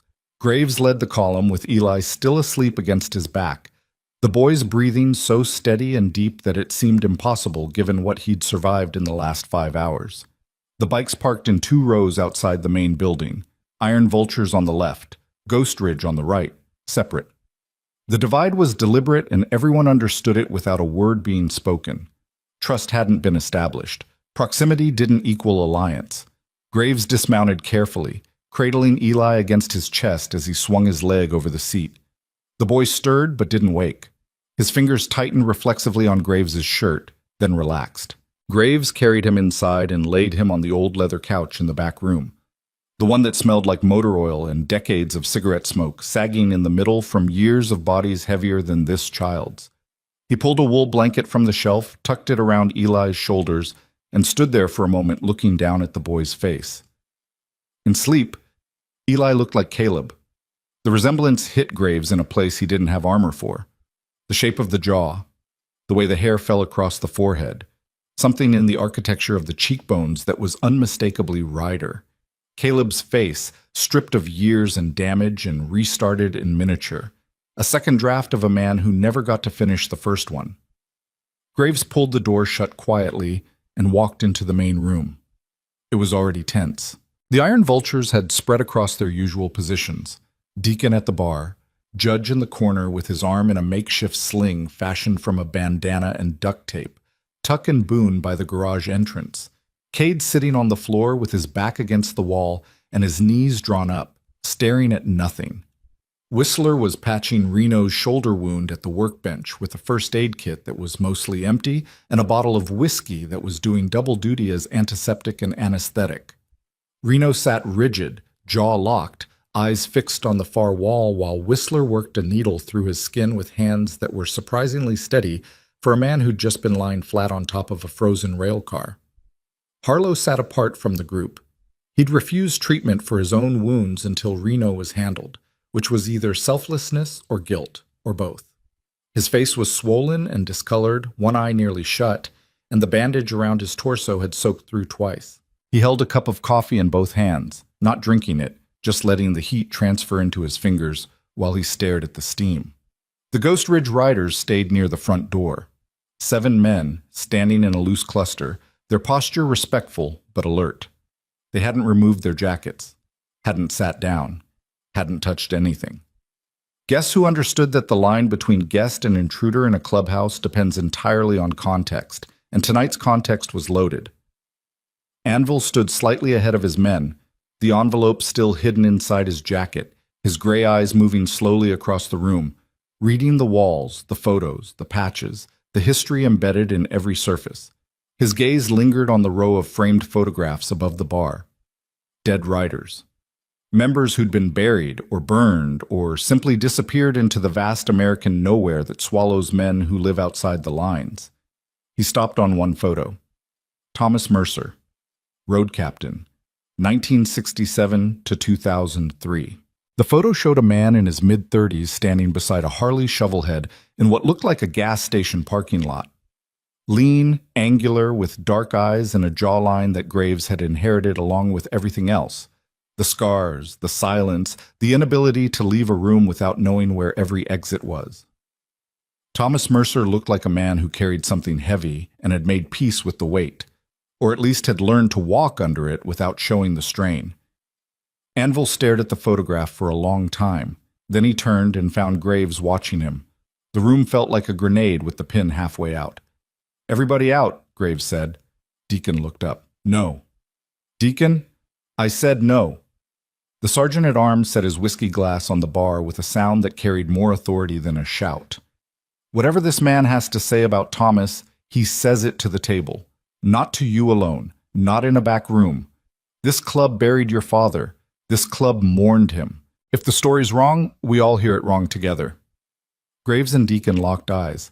The tension between them was old, not hostile but heavy, the kind that exists between two men who respect each other enough to fight about things that matter. Deacon had been Thomas Mercer's prospect. He'd earned his patch under Thomas's watch. Whatever Thomas was to Graves by blood, he was to Deacon by bond. And in the world of the Iron Vultures, bond ran deeper. "Fine," Graves said.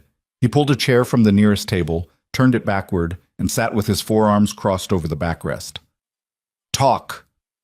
Anvil looked at the room full of wounded, exhausted bikers staring at him with varying degrees of suspicion and hostility. He reached into his jacket, produced the envelope, and set it on the bar beside Deacon's whiskey. Then he pulled up his own chair and sat down heavily, the way men sit when they've been standing under the weight of something for so long that the act of finally sitting feels like surrender. Thomas Mercer didn't die in a motorcycle accident, Anvil said. He was taken. The room didn't explode. It compressed. Every man in it seemed to contract inward, drawing tighter into themselves, the way animals do when they sense a predator but can't see it yet. Taken by who? Deacon said. The same people you met tonight at that freight yard. Silence. The fire in the wood stove crackled. Somewhere outside, a pine branch broke under the weight of accumulated snow and hit the ground with a muffled thump. You're telling me my father was grabbed by child traffickers, Graves said.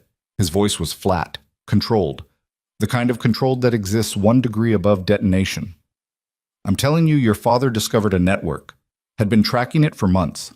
Kids going missing from rural counties, foster homes, group homes, families too poor and too invisible for anyone to notice when a child stopped showing up. Thomas put it together before anyone else did. He brought it to the club. Anvil paused. His eyes moved to the row of dead riders on the wall. And someone in the club gave him up. The compression in the room turned to something else. Something electric. Cade's head came up from his knees. Tuck's hand drifted toward his belt. Judge straightened in his corner despite the pain in his arm. Harlow set his coffee down and stared at Anvil with his one good eye. Choose your next words real careful, Deacon said. I don't know who it was, Anvil said. Thomas didn't know either, but he knew it was someone inside, someone who had access to his movements, his schedule, his investigation. He came to me 2 weeks before he disappeared because I was outside the chapter. Ghost Ridge was a nomad crew back then, no fixed territory, no ties to Iron Vulture's leadership. He gave me that envelope and told me if anything happened to him, I should wait. Wait for what? Graves said. For the truth to become necessary. 23 years. Graves' voice cracked on the number. Not with grief, with something harder. You waited 23 years. Your father told me to. My father is dead. Your father is missing. There's a difference. There was never a body, Ronan. The casket was closed because it was empty. I watched them lower a box full of sandbags into the ground while this club stood around it and cried. Graves stood up. The chair scraped backward across the concrete floor with a sound like a scream. His hands were shaking. Not Harlow's tremor, not the shake of withdrawal or fear, but the seismic vibration of a man whose foundation was cracking in real time. You're lying. Read the letter. I said you're lying. Then why are you shaking? Graves crossed the distance between them in 2 strides. His hand found the front of Anvil's jacket and lifted the older man half out of his chair, pulling him close enough that their faces were inches apart. Anvil didn't resist, didn't flinch, just hung there in Graves's grip with the patience of a man who had been expecting this moment for over 2 decades and had rehearsed his stillness until it was perfect. Give me one reason, Graves said through his teeth. One reason I shouldn't break you apart right here. Because your father asked me to protect his grandson, Anvil said quietly. And I just helped you do it. Graves held him there. His arm trembled. His jaw worked. Behind him, Deacon had risen from his stool but hadn't moved forward, standing in the no man's land between intervention and observation, reading the situation with the tactical instinct of a man who understood that some moments have to burn through before they can be managed. Graves released Anvil, stepped back. His chest heaved. His eyes were wet, but nothing fell. He turned away from the room and stood facing the wall of photographs, his back to everyone, his hands flat against the timber on either side of his father's picture. The room waited. If someone inside gave him up, Graves said without turning around, that means someone inside knew about the network, knew what Thomas found, and let it keep running. For 23 years, Anvil confirmed. Who's still alive from the original charter? Deacon asked. His voice had gone operational, stripped of emotion, reduced to pure function. The sergeant-at-arms was no longer processing grief. He was processing threat. Graves turned around. His eyes were different now. The wetness was gone, replaced by something cold and geometric. He was counting, running through names and faces and years, cross-referencing the roster of men who had been in the club when Thomas Mercer disappeared. 5, Graves said. Me, you, Whistler, Mackie. He paused. And Dutch.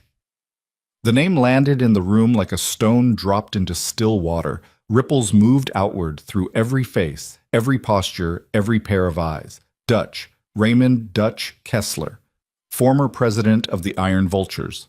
The man who had held the gavel for 15 years before stepping down 6 years ago and retreating to a property outside Crossville where he lived alone with his dogs and his disability checks, and a reputation so large it cast a shadow over the club even in his absence. Dutch had been Thomas Mercer's closest friend, his best man, the one who delivered the eulogy at the funeral, the one who held graves, then a 23-year-old prospect with his father's blood and his father's rage, and told him that Thomas died doing what he loved, on the road, free, the way a vulture should go, the one who closed the casket. No, Deacon said. The word came out like a reflex. Involuntary. The verbal equivalent of a hand jerking away from a hot surface. Not Dutch. I'm not saying it was Dutch, Anvil said carefully. I'm saying 5 men had access to Thomas's movements. 5 men knew he was investigating, and one of them made a phone call that ended with an empty casket and a cover story that held for 23 years. Dutch built this club, Whistler said from the workbench, his hands frozen mid-stitch over Reno's shoulder. He held us together after Thomas, after Caleb, after every brother we buried. You don't walk in here and... I'm not walking in here to destroy anything, Anvil said. I'm walking in here because 3 hours ago, the same network that took Thomas Mercer tried to take his grandson. And that means somebody knew the boy existed. Somebody knew where he was. Somebody fed that information to the same machine that's been running for 23 years. He looked at Graves. The question isn't whether you trust me. The question is whether you're willing to find out which of your brothers you can't trust. The fire popped. Reno hissed through his teeth as Whistler resumed stitching. Outside, the storm had finally begun to thin. The wind dropping from a howl to a moan, snow falling lighter now, the world settling into the exhausted stillness that comes after violence, both atmospheric and human. Graves picked up the envelope from the bar, held it in both hands. Felt the weight of it. Not physical weight, which was negligible, but the accumulated gravity of years and silence, and a truth that had been folded into paper and sealed with the dead man's intention. He opened it. Inside was a single sheet of paper, yellowed at the edges, covered in his father's handwriting. Blocky capitals, blue ink, faded. The writing of a man who was putting words down fast because he wasn't sure how much time he had left. Graves read it once in silence. His face didn't change, his hands didn't shake. He read it the way a man reads a medical diagnosis, absorbing information that will rearrange every priority in his life while maintaining the exterior stillness that keeps the people around him from panicking. Then he read it again. Then he folded the letter, put it back in the envelope, and placed it inside his own jacket, against his chest, where it pressed against his heartbeat like a second pulse. "What's it say?" Deacon asked. "It says Dutch set up the meeting where Thomas was taken. It says Thomas suspected it for weeks but couldn't prove it. It says Dutch was receiving money from outside the club, but large amounts, regular payments, and Thomas traced one of those payments to a shell company in Nashville connected to a logistics firm that moved cargo across state lines." Graves paused. The cargo wasn't freight. The room went absolutely still. Not the tense stillness of before. Something worse. The stillness of men realizing that the ground they'd been standing on for decades was not solid, that the man who built their house had also sold the foundation. Thomas wanted to bring it to the club, Graves continued, but he didn't know how deep it went, didn't know if Dutch was the only one, so he wrote it down, gave it to an outsider. He looked at Anvil, and hoped that if the worst happened, the truth would outlive him. Deacon sat down slowly, not on a stool, on the floor. Just lowered himself to the concrete and sat there with his back against the bar, his bloody hands resting on his knees, staring at the wall with an expression that looked like a building collapsing from the inside. Structure still standing, everything behind it gone. "I watched Dutch cry at that funeral," Deacon said quietly. "I watched him put his hand on that casket and say goodbye to his best friend. I watched him hold Ronan and tell him his daddy was riding free." He looked up at Graves. "If this is true, I sat in a room with that man for 15 years and never saw it. What does that make me?" "Human," Graves said. The word sat in the air without comfort. It wasn't meant as comfort. It was meant as fact. Humans miss things. Humans trust the wrong people. Humans build families around men who are capable of selling them, and then spend decades defending the lie because the alternative is too expensive to afford. Graves looked at the clock on the wall. 3:22 a.m. In a few hours, the sun would rise over the Tennessee Valley, and the world would resume its normal operations. People going to work, kids going to school, the machinery of ordinary life grinding forward in its ordinary way. And somewhere in that machinery, Dutch Kessler would wake up in his house outside Crossville, feed his dogs, drink his coffee, and have no idea that 23 years of careful architecture was about to come down around his ears. Or maybe he would know. Maybe he already knew. If the network had protocols, spotters, extraction teams, exit routes, then they had communication. And if tonight's operation at the freight yard had failed, someone would have reported that failure up the chain. And if Dutch was in that chain, he'd know by morning that the iron vultures had intercepted the deal, that Eli was safe, that the lie was developing cracks, and he'd run. Or worse, he'd come here, wearing the face of a concerned former president, offering help and guidance and the steady hand of experience, while quietly ensuring that whatever evidence existed was destroyed and whatever witnesses remained were silenced. "We go tonight," Graves said. Every head in the room turned. "Graves," Deacon started. "We go tonight, now, before he knows, before he has time to make calls or move money or contact whatever's left of that network. We show up at his door, and we put this letter in his face, and we watch what happens behind his eyes. Because that's where the truth lives. Not in words. In the first second, a man sees something he thought was buried forever. Half our men are wounded. I didn't say all of us." Graves looked around the room. At the battered, bleeding, exhausted men who had ridden through a blizzard and fought in a freight yard and carried a dying friend through the snow. Men who had done everything he'd asked tonight and more. Men who deserved rest, medical attention, and the simple dignity of sitting still for 5 minutes without being asked to bleed again. "I need 3, Graves said. "Volunteers, the rest stay here with the boy." Deacon stood up from the floor, his knees cracked, his cut lip reopened, a thin line of blood tracing his chin. He didn't wipe it. "1, Deacon said. Cade pushed himself off the wall. His face was white. His hands were still shaking. He looked like a man standing at the edge of a cliff who had already decided to jump and was now just waiting for his body to catch up with the decision. 2, Cade said. From the workbench, Harlow set down his untouched coffee and stood. The movement cost him. His face contorted, his hand went to his side, and for a moment he swayed like a tree in heavy wind. But he stayed upright. His one open eye found Graves, and in it was something that went beyond loyalty or duty or the desire to prove himself. It was the look of a man who had spent 14 months crawling out of a hole and had finally found something worth standing up for. 3, Harlow said. Whistler started to protest, gesturing at Harlow's bandaged torso, but Harlow cut him off with a look that communicated everything words couldn't. I know it's bad. I'm going anyway. Graves nodded. He walked to the back room and opened the door. Eli was still asleep on the couch, curled beneath the wool blanket, one hand clutching the cracked pendant even in dreams. His breathing was slow, steady, the breathing of a child who had finally found a place where sleep didn't mean vulnerability. Graves knelt beside the couch. He reached out and gently brushed a strand of hair from the boy's forehead. His fingers, scarred, rough, built for violence, moved with a tenderness that would have been unrecognizable to anyone who knew him only by reputation. Whistler stays with him, Graves said to Deacon, who stood in the doorway. And the Ghost Ridge boys. Nobody comes through that door that isn't us. And if we don't come back? Graves looked at the boy. At Caleb's face sleeping on a dead man's couch in a clubhouse full of broken men. Then Anvil takes him, gets him out of Tennessee, gets him somewhere the network can't reach, he paused. And you make sure Harlow goes with them. The kid trusts him. Deacon studied Graves for a long moment. You're talking like this is a one-way trip. I'm talking like a man who knows what Dutch is capable of. If he built this thing, if he's been running it for 2 decades, he's not going to fold because 4 bikers show up with a letter. He's going to fight. and the kind of fighting Dutch doesn't involve fists. Then why go? Graves stood.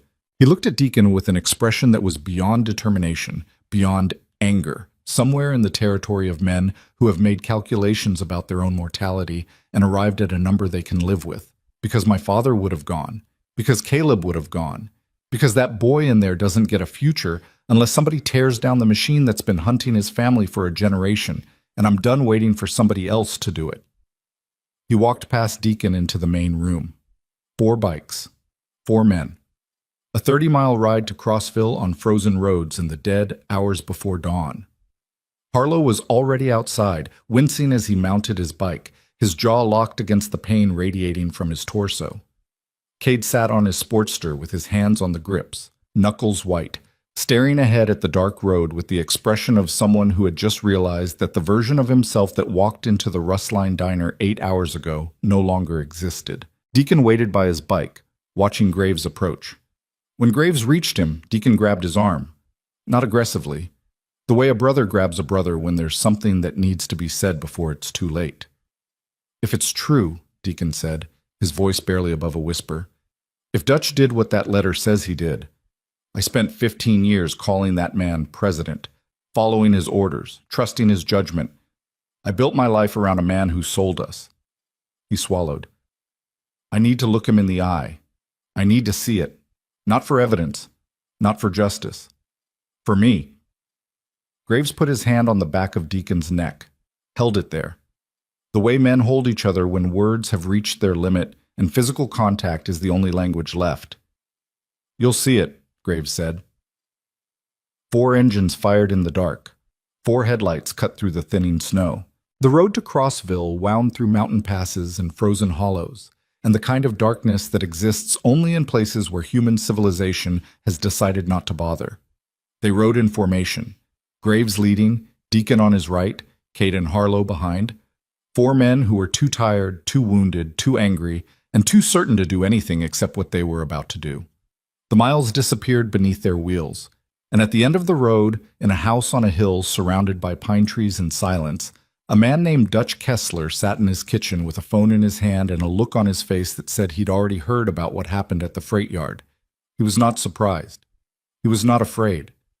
He was making calls, and the last number he dialed belonged to someone whose voice, when it answered, carried the flat, clinical tone of a man who had stood on a railroad bridge 3 hours ago with a suppressed pistol aimed at the chest of a biker carrying a boy. "Clean it up," Dutch said. The line went dead, and the headlights of 4 Harleys appeared at the bottom of his driveway.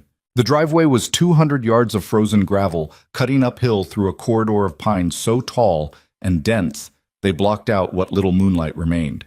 Graves killed his headlight at the base, and the others followed. 4 bikes rolling upward in darkness, guided by nothing but the faint amber glow leaking from the kitchen window of the house at the top. Dutch's property sat on a cleared ridge overlooking the Cumberland Plateau. A log frame house with a wraparound porch, a detached workshop, and a kennel where 3 German shepherds had already begun barking. Sharp, staccato bursts that echoed across the hollow and announced the arrival of visitors that the night was never supposed to deliver. Graves parked 50 feet from the porch. He didn't dismount immediately. He sat on his bike in the dark, engine ticking as it cooled, and stared at the house where the man who raised him after his father's disappearance was sitting with a phone that had just ordered the cleanup of the very operation Graves had dismantled 3 hours ago. 23 years. Every birthday Dutch had shown up for. Every piece of advice delivered over whiskey at the clubhouse bar. Every time Dutch put his hand on Graves's shoulder and said, "Your old man would be proud." All of it running through Graves's mind now, like film through a projector that had caught fire, each frame burning and curling at the edges before it could fully form. Deacon pulled up beside him, said nothing, just sat there, breathing, his exhale visible in the cold air, waiting for Graves to move first because this was Graves's history and Graves's confrontation, and Deacon understood that some doors can only be opened by the person standing closest to the damage behind them. Graves dismounted. His boots hit the frozen ground. He walked toward the porch. The front door opened before he reached the steps. Dutch stood in the doorway. 68 years old. Still broad across the shoulders, but diminished in the way that age diminishes all men. A slight forward lean, a heaviness in the hips, hands that had once bent steel, now spotted and thick-knuckled with arthritis. His hair was white, cropped close, and his face carried the deep lines of a man who had spent decades outdoors, in wind, in sun, and the kind of weather that treats human skin the way sandpaper treats wood. He wore a flannel robe over jeans and work boots, as if he'd been dressed and waiting. He had been dressed and waiting. His eyes found Graves first, then moved past him to Deacon, Cade, and Harlow standing by their bikes. He took in their condition. The blood, the bandages, the exhaustion carved into their faces. With the practiced assessment of a man who had been reading rooms full of damaged people for longer than some of them had been alive. "Ronan," Dutch said. His voice was measured, warm, even. The voice of a former president greeting his brothers at an unexpected hour, with the kind of composure that comes either from innocence or from years of practice at performing it. Graves stopped at the bottom of the porch steps. He looked up at Dutch the way a man looks at a building he's about to demolish, measuring the structure, identifying the load-bearing walls, calculating where to place the charge that will bring everything down at once. "You already know why we're here," Graves said. Dutch's expression didn't change, but something behind it did. A micro-adjustment in the muscles around his eyes, a fractional tightening of the jaw, the kind of involuntary response that only people trained to read faces would catch. Deacon caught it. He shifted his weight and his hand moved to his belt. "Come inside," Dutch said. "It's cold." "We're fine out here." Dutch looked at the four men below him, at the dark driveway, at the trees pressing in from all sides. Then he stepped out onto the porch and pulled the door shut behind him. The dogs in the kennel had stopped barking, replaced by low, continuous whines, the sound animals make when they sense something in the atmosphere that their instincts can't categorize. "The freight yard," Dutch said. Not a question, a statement, acknowledging terrain. "The freight yard," Graves confirmed, "and the boy, and the network, and 23 years of my father being dead when he wasn't." The silence that followed was the loudest thing Graves had ever heard. Dutch's face went through something. Not a collapse, not a crack, but a slow, controlled restructuring, like watching a man remove a mask he's been wearing so long it had fused with the skin underneath. The warmth left his eyes first, then the composure. What remained was something harder, older, and infinitely more honest than anything Graves had ever seen on this man's face. "Who told you?" Dutch said. 3 words, and in those 3 words, the entire architecture of Graves's childhood, his grief, his identity as the son of a man who died free on the open road, collapsed. Not because the words contained a confession, because they contained no denial, no shock, no "what are you talking about?" Just the flat, operational inquiry of a man assessing how much of his cover had been blown. "That's your response?" Deacon said from the driveway. His voice shook, not with fear, with something that was destroying him from the inside, the sound of a man watching his own history be rewritten in real time. "Your brother's son comes to your door with blood on his hands and tells you he knows what you did, and your response is, 'Who told you?'" Dutch looked at Deacon, and for the first time something moved behind his eyes that might have been genuine. Not remorse. Fatigue. The exhaustion of a man who has been holding a lie in place for so long that the muscles responsible for it have atrophied, and the prospect of continuing to hold it is simply no longer physically possible. "You want me to deny it?" Dutch said. "I can do that. I can stand here and tell you the story you've believed for 23 years, and you'll go home and sleep and nothing changes. Is that what you want?" "I want the truth." "No, you don't. Nobody wants the truth. People want confirmation. They want the version that lets them keep living the way they've been living."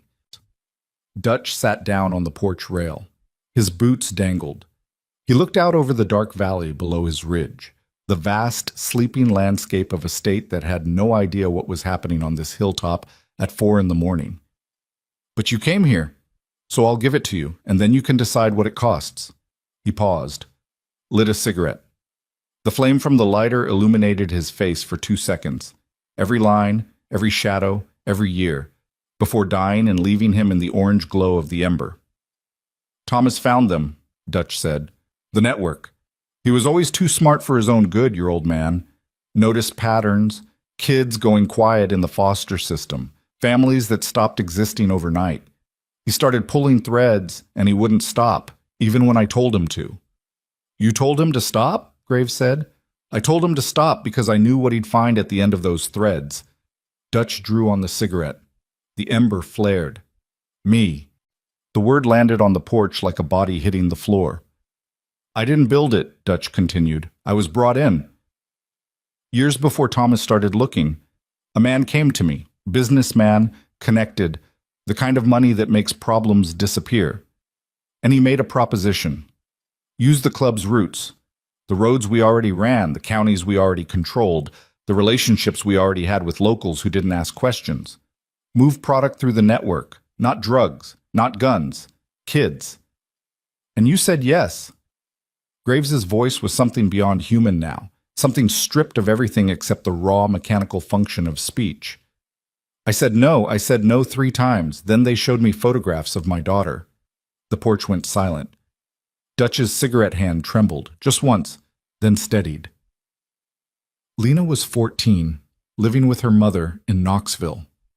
I hadn't seen her in 2 years because her mom had a restraining order and the court said I was unfit, but they had photographs of her at school, at soccer practice. Walking home alone on a Tuesday afternoon, Dutch's voice had dropped to something barely audible.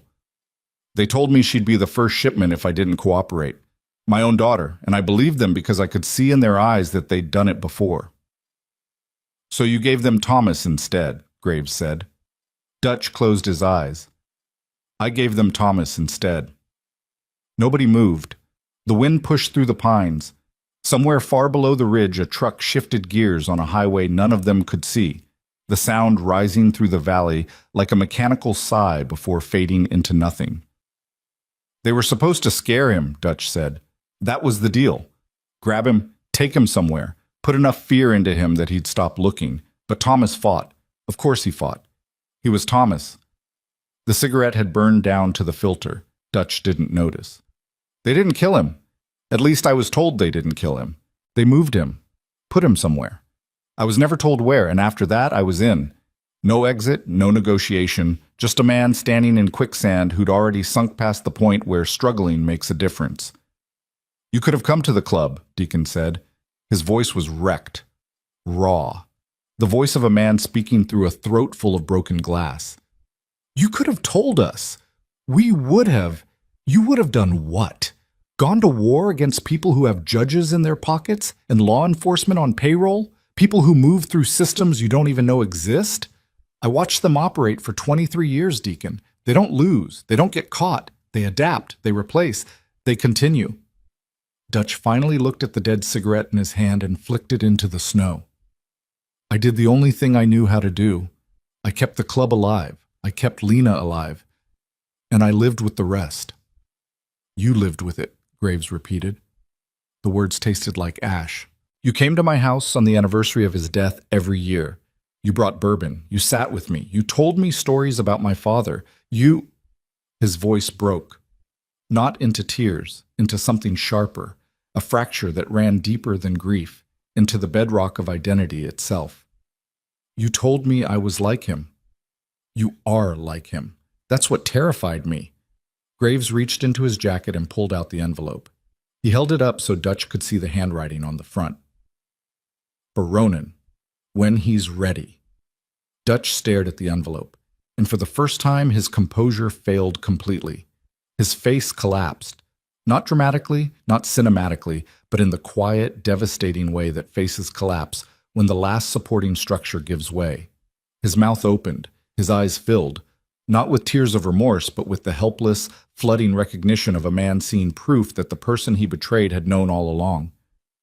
He knew, Dutch whispered. He knew. Then why didn't he? Because he trusted you enough to believe you'd stop. He gave you time, Dutch. He gave you 23 years of time, and you used every single one of them to keep the machine running. Dutch's head dropped. His chin hit his chest. His shoulders curved inward. He sat on that porch rail looking like what he was. A broken man who had made one terrible decision under impossible pressure and then spent 2 decades making 1,000 more terrible decisions to justify the first. Graves climbed the porch steps, stood over Dutch, close enough to touch him, close enough to destroy him. His hands hung at his sides, and every man in that driveway, Deacon, Cade, Harlow, watched those hands, knowing what they were capable of, waiting to see what they would choose. "Where is he?" Graves said. Dutch shook his head. "Where is my father?" "I don't know. I swear to you, Ronan, I don't know. They moved him, and they never told me where, and I stopped asking because asking meant admitting he was alive, and admitting he was alive meant admitting what I did." Graves's right hand came up, his fingers closed around Dutch's collar. He lifted the older man upright, pulling him off the porch rail and onto his feet. Dutch didn't resist. His body was slack, compliant, emptied of the will to fight by the weight of a confession that had been pressing against the inside of his skull for longer than Eli had been alive. For 10 seconds, Graves held him there. The distance between them was measured in inches and decades. Father and surrogate, protege and betrayer. Two men connected by a third man who had disappeared into a system designed to make people disappear. Then Graves released him. Dutch stumbled backward, caught himself on the porch post, and stayed there, leaning, breathing, reduced. "You're going to give us everything," Graves said. "Names, routes, contacts, every piece of this network you've touched in 23 years. You're going to write it down, and you're going to hand it to someone who can use it. And then you're done. Not with the club, with everything. They'll kill me, maybe. But that boy sleeping in our clubhouse right now is alive because of what we did tonight. And if there's even a chance my father is still breathing somewhere in the dark, you're going to help me find him. You owe me that. You owe him that. And you know it." Dutch looked at Graves, really looked at him. And what he saw, the scars, the exhaustion, the fury held in check by a discipline that was bending but not breaking, must have shown him something, because when he spoke next, his voice carried a quality it hadn't held all night. Surrender. Not the theatrical kind, the real kind, the kind that comes when a man stops fighting the truth and lets it stand on his chest and press the air out of his lungs. "Okay," Dutch said. One word. Quiet. Final. Graves turned and walked down the porch steps. His boots hit the frozen gravel. Behind him, Dutch lowered himself onto the porch boards and sat there with his back against the post, staring at nothing, a man who had just handed over the last 23 years of his life to the people he'd spent those years deceiving. Deacon moved past Graves without speaking and climbed the steps. He stood over Dutch for a moment, and what passed between them was invisible to everyone else. A private reckoning between two men who had shared meals, shared roads, shared a dead man's memory, and would now share the knowledge that the memory was a lie. Deacon reached into his own jacket and pulled out a small notebook and a pen. He set them on the porch beside Dutch. "Start writing," Deacon said, and Dutch picked up the pen. They left at dawn.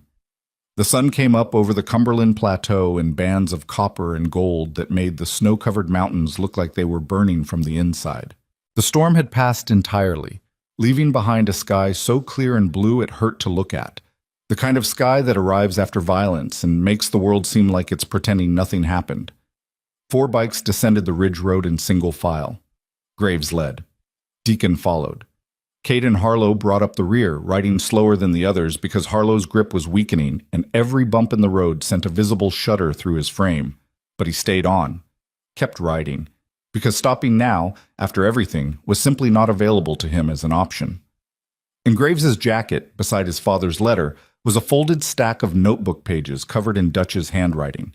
Names, dates, shell companies, phone numbers, drop locations. 23 years of complicity condensed into 37 pages of evidence that would, eventually, find its way to people who could act on it. Not through the front door of law enforcement, where the network had allies, but through channels that Anvil and Ghost Ridge had been quietly building for years. The machine would not die today. It was too large, too embedded, too connected to the invisible infrastructure of a country that preferred not to look at what happened in its margins. But it would bleed. And bleeding machines slow down. And slow machines make mistakes. And mistakes create openings for men who are patient enough to watch and brave enough to move. Graves wasn't patient, but he was learning. The clubhouse appeared through the trees at 6:41 a.m., smoke rising from its chimney in a thin gray column that caught the morning light and dissolved into the blue sky. The Ghost Ridge bikes were still parked outside. Whistler sat on the porch with a shotgun across his knees and a mug of coffee in his hand, watching the road with the calm, unblinking vigilance of a man who had taken a promise seriously and intended to keep it until the people who asked for it returned. He saw the 4 headlights coming up the road and stood. The shotgun went down. The coffee went up. He took a sip and waited. Graves parked and dismounted. His body moved like something that had been assembled from spare parts. Stiff, slow, each joint protesting the accumulated abuse of the last 10 hours. He climbed the porch steps and stopped in front of Whistler. "The boy?" Graves said. "Sleeping. Hasn't moved." Graves nodded. He walked inside. The main room smelled like coffee, wood smoke, and the particular brand of exhaustion that settles into a space when the people in it have been awake too long and felt too much. Anvil sat at the bar, nursing a cup, his gray eyes tracking Graves as he entered. The Ghost Ridge riders had finally sat down, scattered across chairs and benches, some sleeping, some staring at the ceiling, all of them carrying the quiet, depleted energy of men who had done something significant and were now waiting to find out if it mattered. Graves walked past all of them to the back room. He opened the door quietly. Eli was still on the couch, but he wasn't sleeping anymore. He sat upright, the wool blanket pooled around his waist, the cracked pendant in his hands, staring at the photograph of Caleb Ryder on the wall. The morning light came through the small window at an angle that lit the photograph and the boy's face simultaneously, and the resemblance between them, the living face and the frozen one, was so precise it made the air in the room feel thin. Eli heard the door and turned. When he saw Graves, something happened in his expression that was too complicated for a 7-year-old's face. Relief and fear and need and the cautious, wounded hope of a child who has learned that people who leave don't always come back. "You came back," Eli said. Graves crossed the room and sat on the couch beside the boy. The springs groaned, his weight made the cushion sink, and Eli slid sideways until he was leaning against Graves's arm. Neither of them moved to correct it. "Yeah," Graves said. "I came back." "Where did you go?" Graves looked at the photograph of Caleb on the wall, then at the pendant in Eli's hands, then at the boy himself, small, battered, impossibly resilient, carrying the genetic legacy of 2 men who had died trying to protect people and a mother who had died trying to protect him. "I went to find out why your dad couldn't come home," Graves said. "And I think maybe, someday, I'm going to find out where my dad went to." Eli thought about this, processing it the way children process things. Not with analysis, but with a kind of intuitive geometry that adults lose access to somewhere around the age of 12. "Are they the same place?" Eli asked. Graves looked at him. And for the first time in 10 hours, for the first time in years maybe, something behind his eyes softened. Not the shift he'd felt in the diner when he first saw the pendant. Something deeper. Something that didn't feel like tectonic plates grinding, but like water finding a crack in a dam and beginning, very slowly, to push through. "I don't know," Graves said, "but I'm going to find out." Eli leaned his head against Graves's arm. The pendant rested in his lap, catching the morning light. The photograph of his father looked down from the wall, a young man on a motorcycle, frozen in a moment before everything went wrong, smiling at a camera held by someone whose name nobody remembered. They sat like that for a long time, not speaking, not needing to. 2 people connected by loss and blood and the stubborn, irrational refusal to let the darkness have the last word. Outside, the club came back to life in small, measured increments. Deacon took charge the way Deacon always took charge, quietly, efficiently, without asking permission or seeking credit. Wounded men were properly treated. Reno's shoulder was rebandaged with actual medical supplies that someone had driven to the nearest town to buy. Judge's arm was set and splinted. Harlow was finally convinced to lie down, which he did only after positioning himself on the floor outside the backroom door, close enough to hear Eli if the boy called out. The Ghost Ridge riders prepared to leave at mid-morning. Anvil found Graves on the porch, the two men standing in the cold sunshine with coffee mugs in their hands, and 23 years of unfinished business between them. Dutch's information will take time to process, Anvil said. We've got people, lawyers, a few journalists who've been working this from the outside for years, but time is what it takes. And my father? Anvil's face did something that was neither hopeful nor discouraging. The expression of a man who has learned that certainty is a luxury and the best you can offer is honest effort. We look. Every name Dutch gave us, every location, every connection. If Thomas is alive, we find him. And if he's not, Anvil paused. If he's not, we find out what happened, and we make sure it meant something. Graves stared out at the valley. The snow was beginning to melt on the south-facing slopes, exposing patches of brown earth and dead grass that would, in a few months, turn green. The cycle continuing. The world doing what the world does, destroying and rebuilding, freezing and thawing, taking things away and occasionally, reluctantly, giving something back. Thank you, Graves said. The words came out awkward, rusty, like a tool that hadn't been used in so long it had seized in its housing. For watching him, for being there at the bridge. Anvil looked at him. Your father saved my life once, on a road outside Chattanooga. I've been trying to pay that debt ever since. He set his coffee on the porch rail. Turns out the payment was always going to be the kid. The Ghost Ridge bikes filed down the dirt road and disappeared into the trees. 7 engines fading into the mountain air until the sound was indistinguishable from the wind.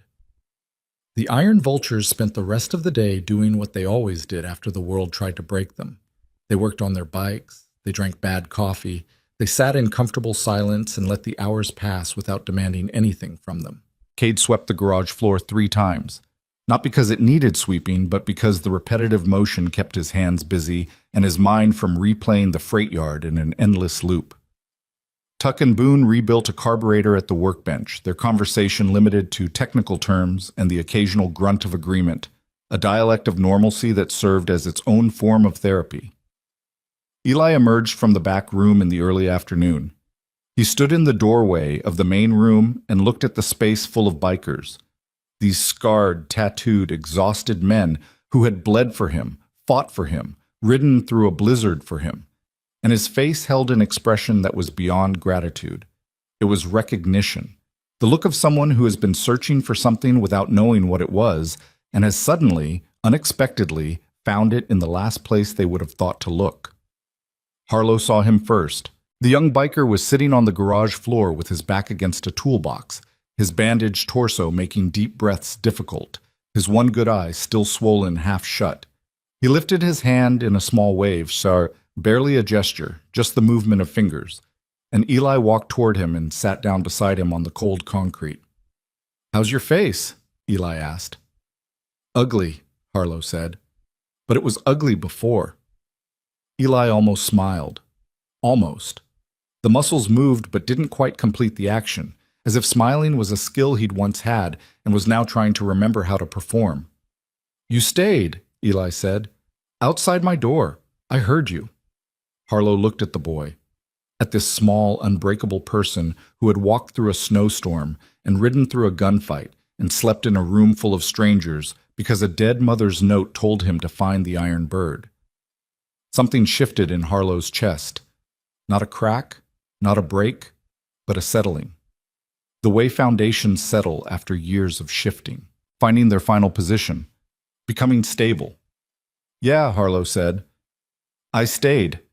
Eli reached over and put his small hand on Harlow's wrist, right over the spot where old scars crossed the skin in thin white lines that most people pretended not to see. He didn't say anything about them, didn't ask, just placed his hand there and left it, the way someone places a hand on a wound that they can't heal but refuse to ignore. Harlow's eyes filled. He turned his head away so the boy wouldn't see. But Eli saw. Children always see. By spring, the world had shifted. Dutch's information moved through channels that Graves would never fully understand, passed from Anvil to lawyers, from lawyers to investigators, from investigators to federal prosecutors who operated in sealed courtrooms and spoke in acronyms. The network didn't collapse overnight. It contracted. Nodes went dark, routes were abandoned. People who had operated in the margins for decades suddenly found the margins shrinking, the shadows getting thinner, the distance between what they did and what the world could see growing smaller with every passing week.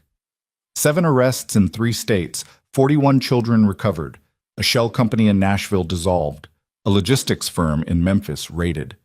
The machine was bleeding, and though it would take years to die, if it ever truly died, it was, for the first time, wounded in ways it couldn't adapt around. Dutch turned himself in on a Tuesday morning in March, drove himself to the federal courthouse in Knoxville, walked through the front door, and surrendered to agents who had been building a case with the evidence he'd provided. His cooperation would reduce his sentence. It would not eliminate it. Some debts require payment in years, and Dutch accepted that the way he accepted everything else, quietly, heavily, with the permanent exhaustion of a man who had finally set down a weight he should never have picked up. Thomas Mercer was not found. Not that spring, not that summer. But the search continued.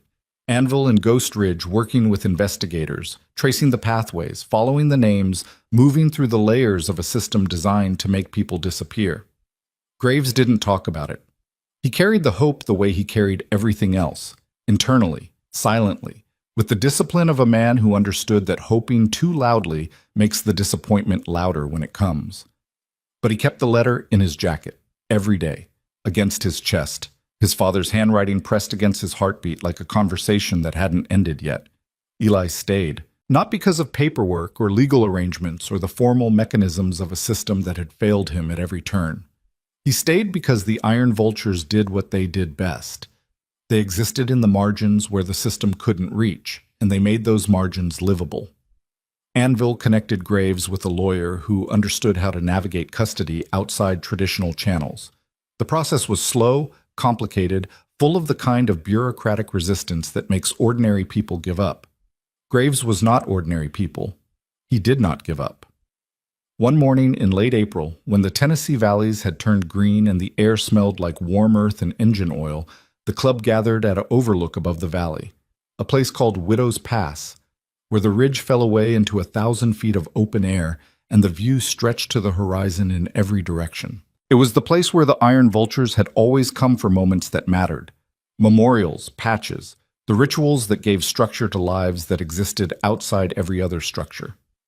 Graves stood with Eli at the edge.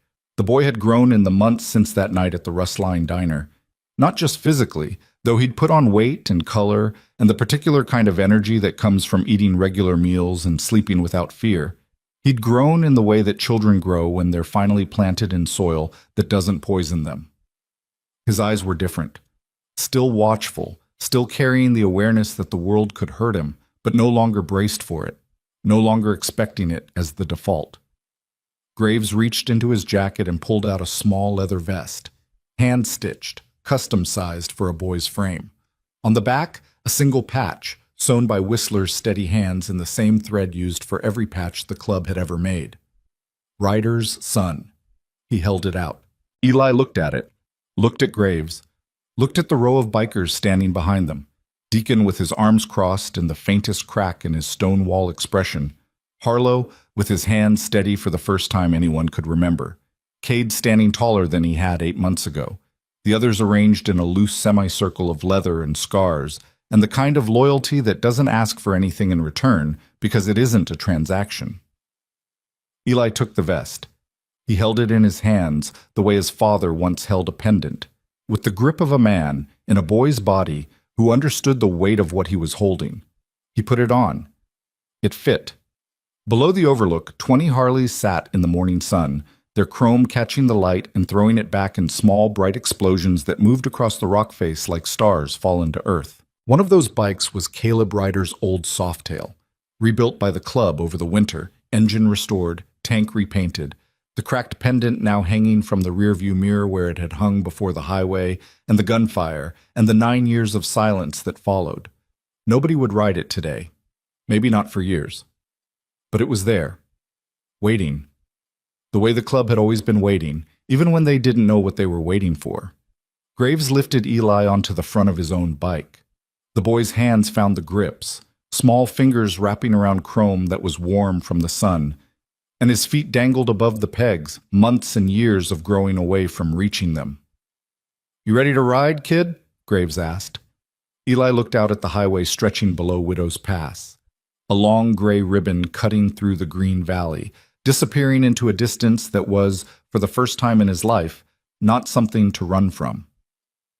"Yeah," Eli said. "I'm ready." Graves mounted behind him, kicked the engine to life. The sound filled the valley, deep, rolling, enormous. And behind them, one by one, 19 more engines joined until the air itself was vibrating, until the ground hummed, until the sound was not just noise, but language.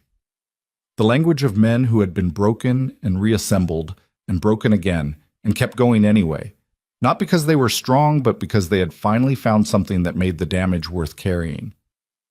The convoy rolled down from Widow's Pass in formation, two abreast, chrome flashing, engines shaking the morning loose from the mountains. Eli leaned forward into the wind. His eyes were open, his hands were steady.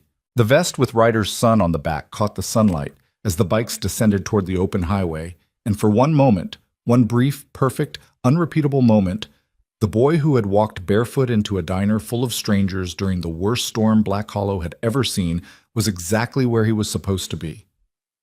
Not running from the darkness, riding straight through it, together.